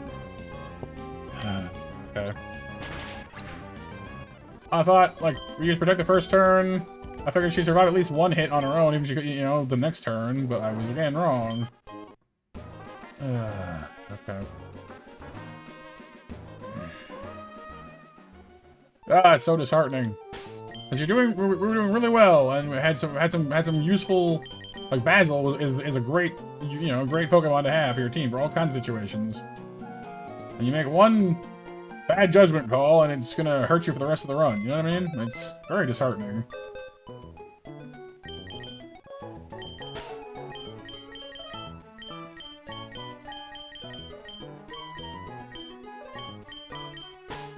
We still got some good Mons, but every time that happens, we lose a few more options. You know.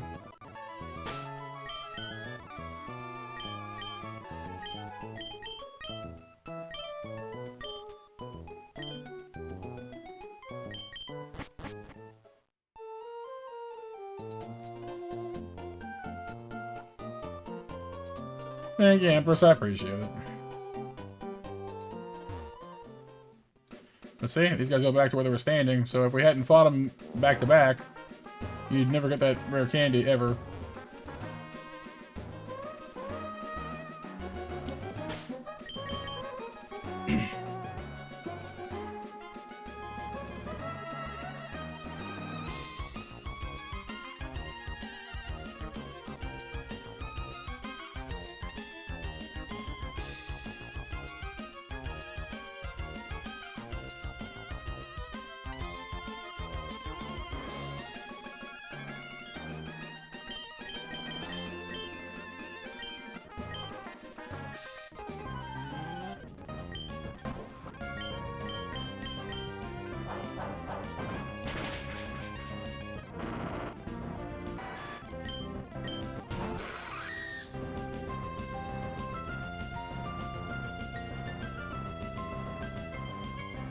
That's Thunderfang, huh?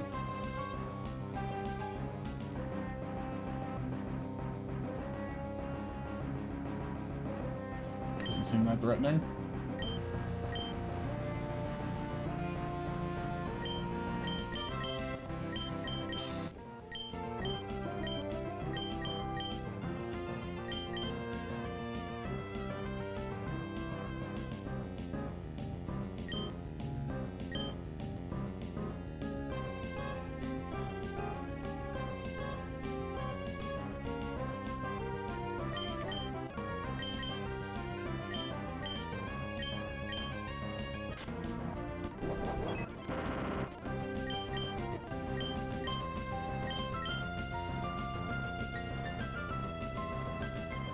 Yeah, drains surprisingly fast, actually.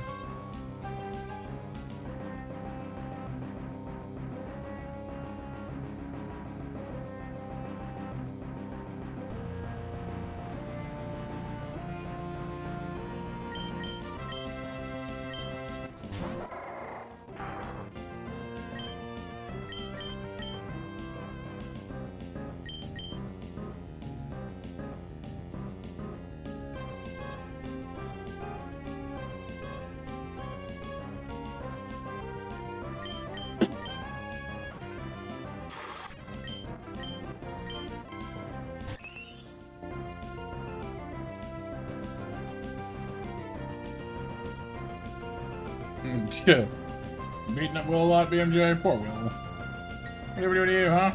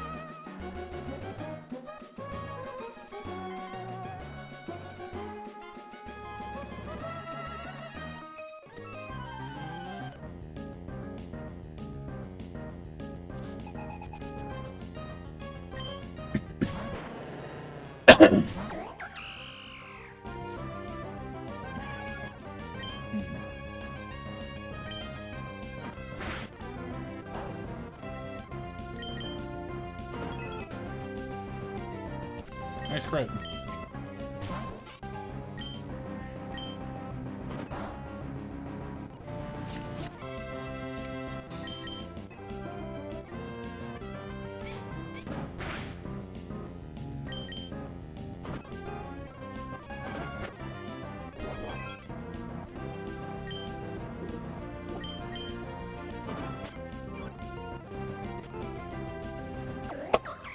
Are you serious? Okay. I started feeling like maybe we should take a break after we beat Roxanne because I didn't want to push my luck. I went, nah, it's way too early for that. It's way too early in the day for that. You know, next time I get that feeling, I'm gonna listen to it and just stop. Because apparently, just death was like, hey, guess what? Dumb calls and bad luck. That's all you got from here on out.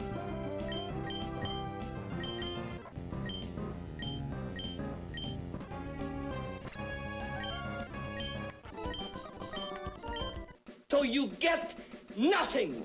You lose. Good day, sir. Man, that's frustrating.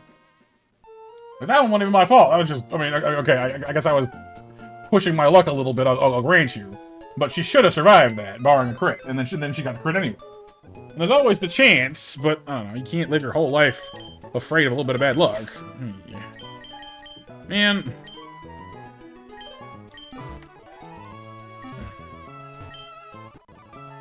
Very vexing. Very vexing indeed.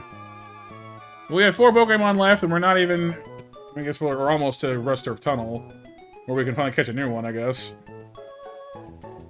But we really gotta start patching this team back up again, because we're not gonna... Like, this is something... Like, every time we get to this point, this is what starts happening, basically. And by the time we hit the Verdant Turf Gauntlet between Verdant Turf and Mauville, we have no one... You know, that's what gets us. We don't have anyone left to hold down the fort. Who can we even get in the tunnel anyway? Teddy Ursa, Trapinch, Gligar, Swinub, Sandile, Rockruff. It's not the worst ever, I guess. Some good options in there. Hey, Jake.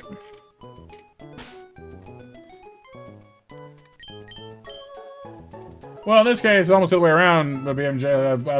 You know, my heart said stop, my brain went, no, that's silly. What, you know, and then kept going, and then, well, here we are.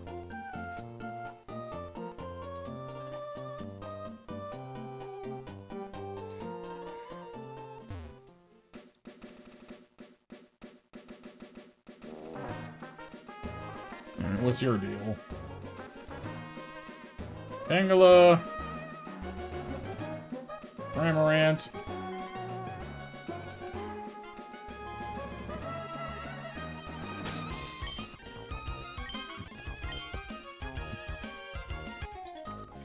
Yeah, you know, hanging in there.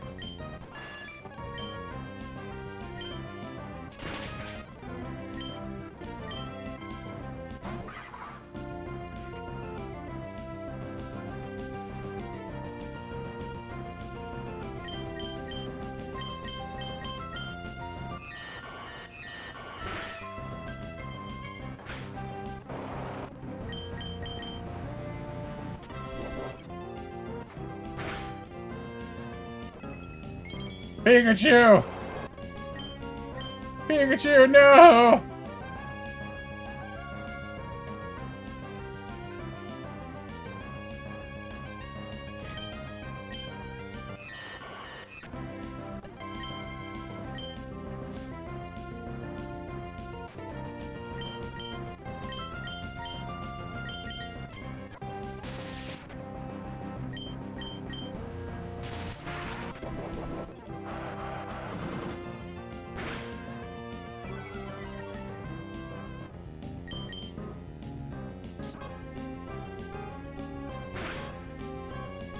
What a Cramorant swarms, Kyle.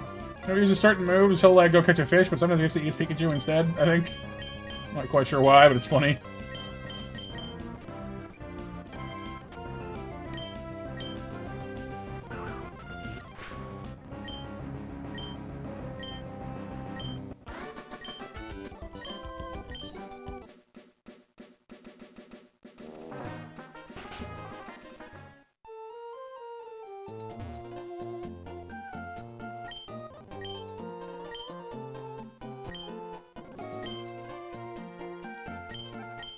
Mega Man is? Oh, nice.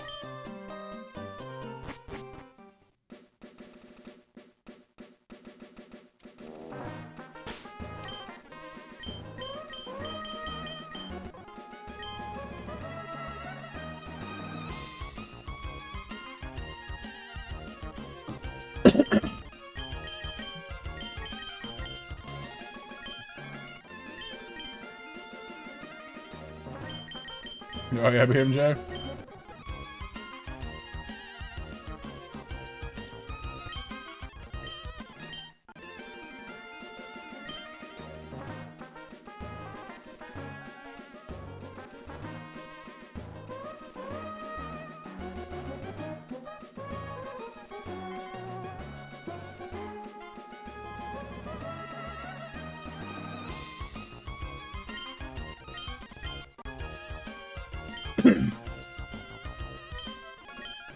Got big mouths, kind of. What can I say? Makes sense, BMJ. Yeah. Hey, I mean, you got fewer texts to mash through, right?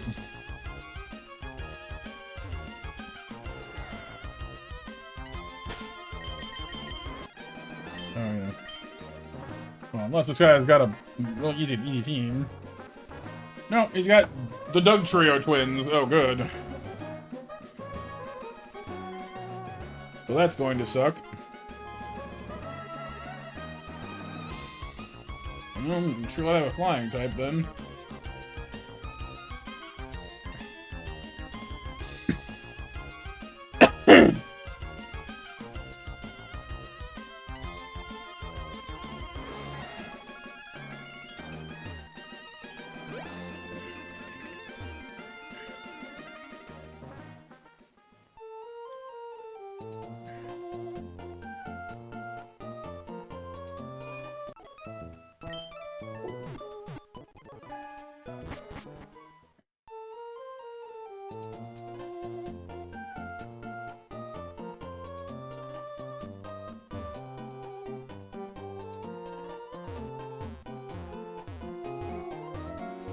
Oh.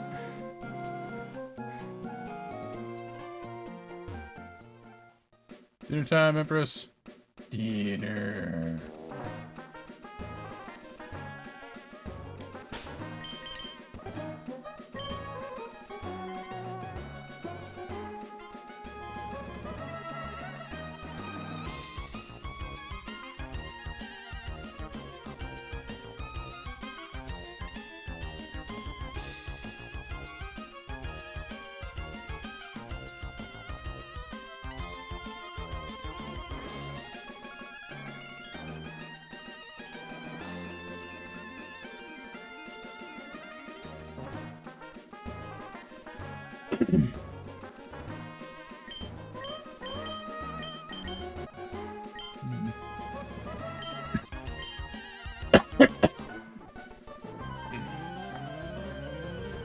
10 o'clock match winners, everyone, are Kami, Pixel, and Sif. Congratulations, winners. And thank you all for 15 likes on the stream so far, by the way. You guys are awesome. Really appreciate that.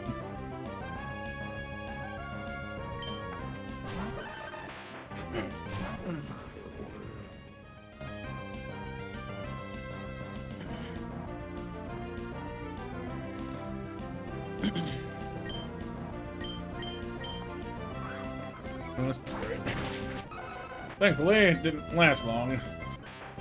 And then Doug Trio with hair.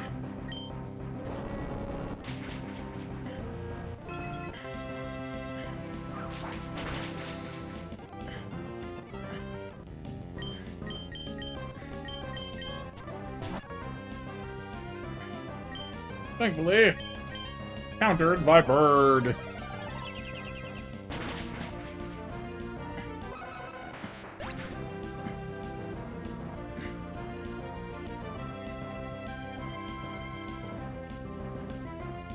I just realized something. Our starter was a fire type. And all of my grass types are dead now. Which means we're going to have to fight Marshtomp or possibly Swampert. Probably Swampert, actually. Without any of our grass types. That's going to suck.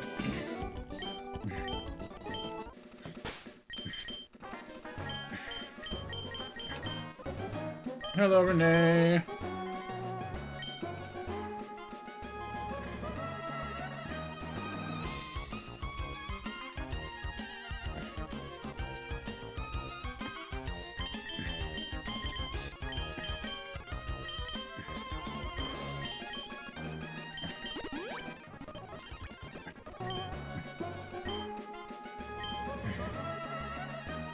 Hello, Devin, man. Ultra Balls.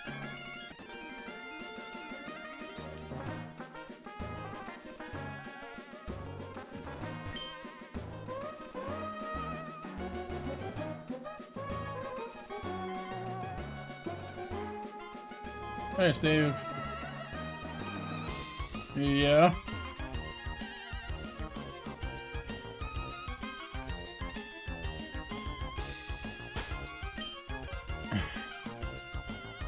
Oh, you're right, he is! It is Nux! I didn't even... Until you said, I didn't even... Like, the moment you said, like, oh, yeah! It's so obvious, I just didn't... Wow.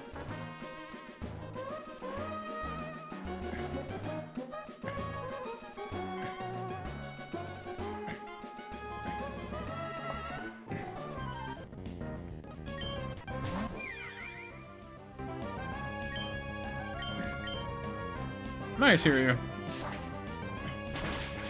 Oh yeah, 1 day older? Wow.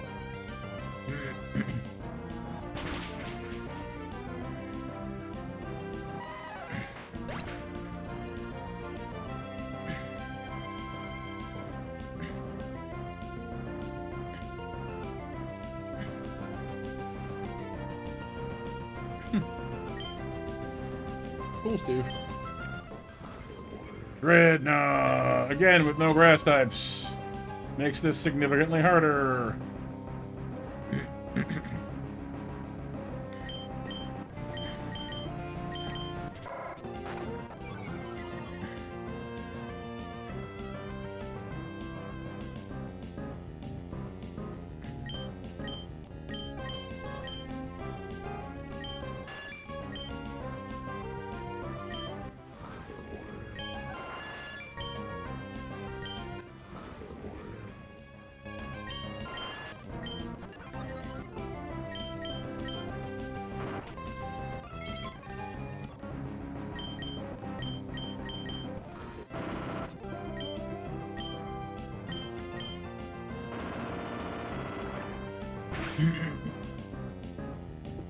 Yeah, there's both ball. Yeah, it's a completely different. Yeah, I guess that's a good example, ironically enough, of the Clark Kent effect.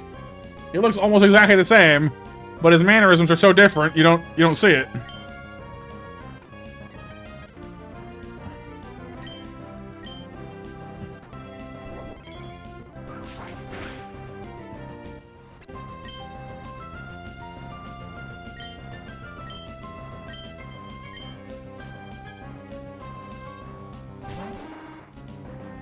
much trouble am I with you? Probably a bit. Yeah, he's got some ground moves. That's gonna stink.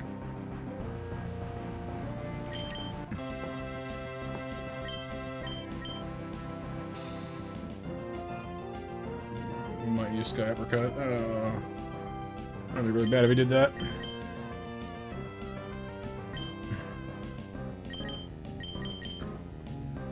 Come on. Nope.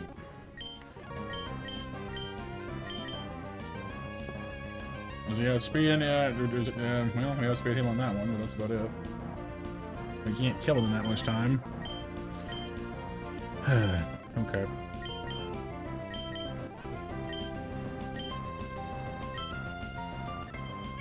Hypercutter. I'm stupid. Okay. Well, that's the last mistake we can stomach for today. He did do a great job. I agree. Very much so.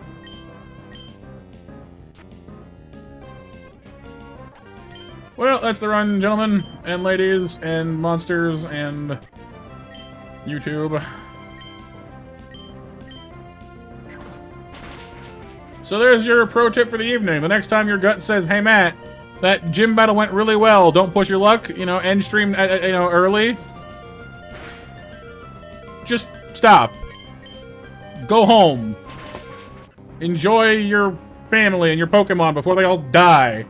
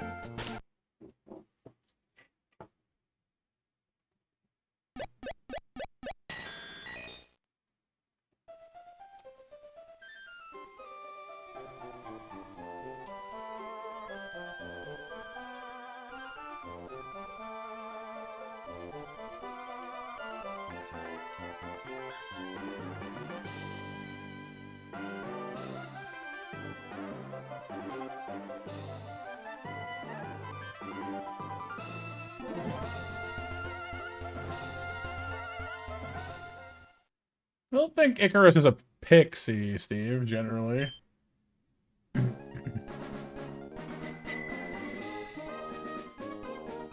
Oh, thank you, Empress. Everyone, spam that chat with some hearts, please, and thank you. Hearts, hugs, whatever works for you. I'm not picky as far as your emojis go. However you want to show support, I'm down with it. Spam some crap. Positive crap. Not like actual crap.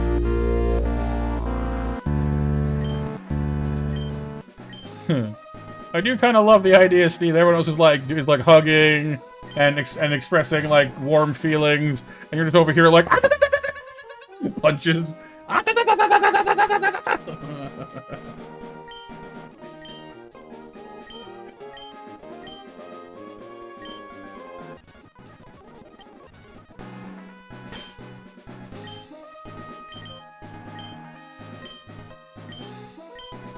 What? No, no, no, no, no, no, no. What? No, no, no, no, no, no, no, no, no. Yeah. All right.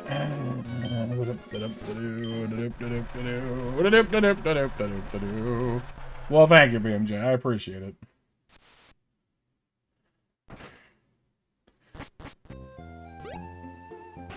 Your new fountain doesn't suck? Well, I mean, unless it sprays water, it works, right?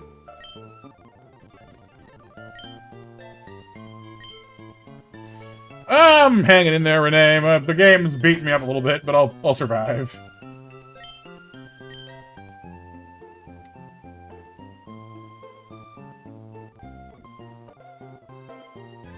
You call me a cretin, you troglodyte.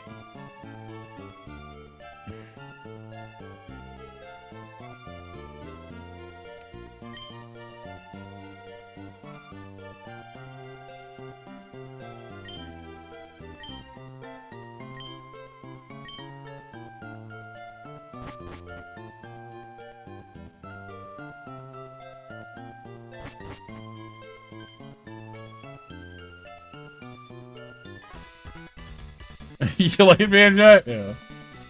Ooh, Morlock's a good one though. We're talking like the big you know, fuzzy gorilla men, or like the you know, Jeremy Irons brain guy. Ending 2, here we go. Nice.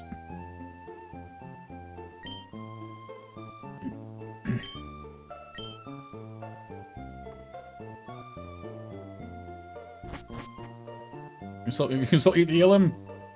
We're having mutton tonight. Woohoo! Just pull an Urukai. Look like meat back on our menu, boys.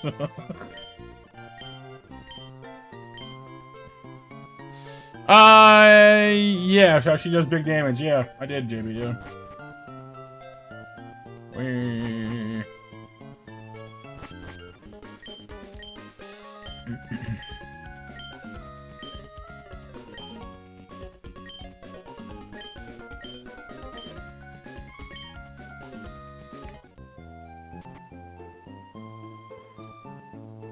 Isn't it weird that I kind of got to the point now where I almost wish I could just forego getting my starter Pokemon at all and just, like, catch other stuff?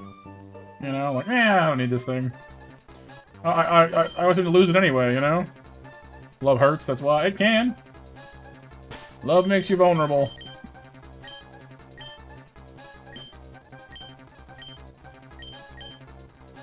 I guess the real choice here isn't so much what starter you want, it's what starter you want to give May. Because, as I understand it, Blaziken is a nightmare. Particularly, and the other two are better. So, taking Turtwig, unfortunately, lands you in the veritable hell dimension that is, you know, Blaziken land.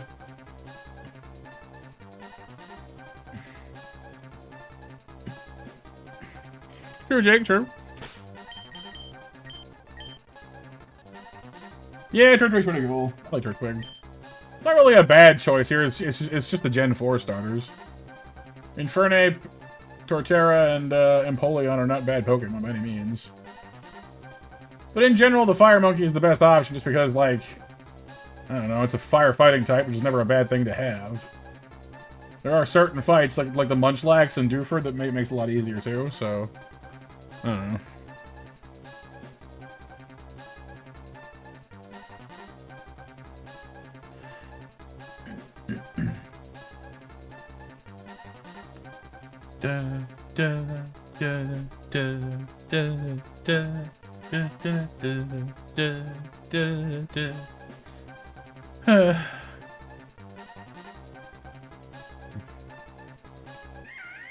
Monkey. Monkey hate technology. Monkey blah blah blah blah blah. Gentle. Rather than go through all the rigmarole of finding the monkey we actually want, we've already done that before. We've done this already, to put it mildly. So, I give you Monkey! Adamant Nature Monkey! With, you know, near perfect IVs, except for its offense. We can fix that later.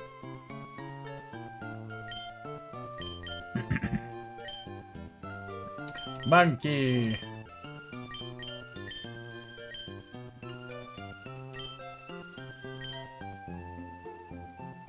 Monkey. Monkey.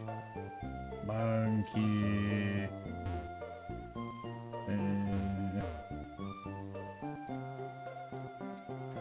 You know what? Honestly.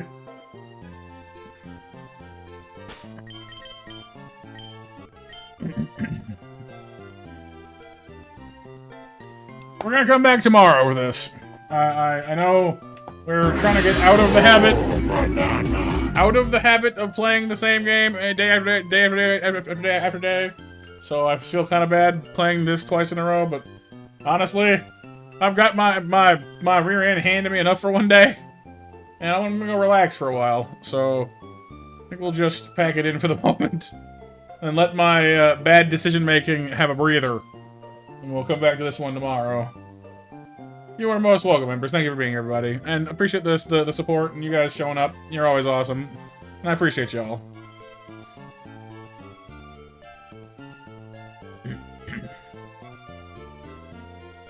So thank you once again for getting us up to 15 likes on the stream. And for 22 people watching, that's super amazing. I appreciate y'all. You're great. Even you, Steve. Even you. Imagine that. Right, BMJ? Yes. Even here lurking, Renee? It's all good. I appreciate that. No worries. I'm glad y'all had some fun. I did too. I'm not, you know, I still had a good time. Just a little tired after the day, so. Everyone, have yourselves a lovely evening. Thanks so much for being here and hanging out and just being awesome in general. You guys are great. Keep on being monstrous. Sleep well. Stay safe. And for now, a monster Matt out. Night, everyone. Oh, they probably won't count me, but that's part of the fun, honestly. I'm actually kind of looking forward to what we'll catch here. Personally, I'm hoping to bag a Yanma, and if not a Yanma, it is like one of the things we did better on this run was preserving some Pokemon we don't normally get to use past a certain point. So like I'd never gotten Stuffle past a certain point. We'd never evolved Bounce Sweet all the way to like Serena before, you know, stuff like that. So my goal this time around, hopefully, is to catch a Venipede and actually get it to a Whirlipede for once. We've never managed that. So we'll see. We'll see. Tomorrow! For now, I'll see you all then. Take care, stay safe, stay monstrous, and bye-bye!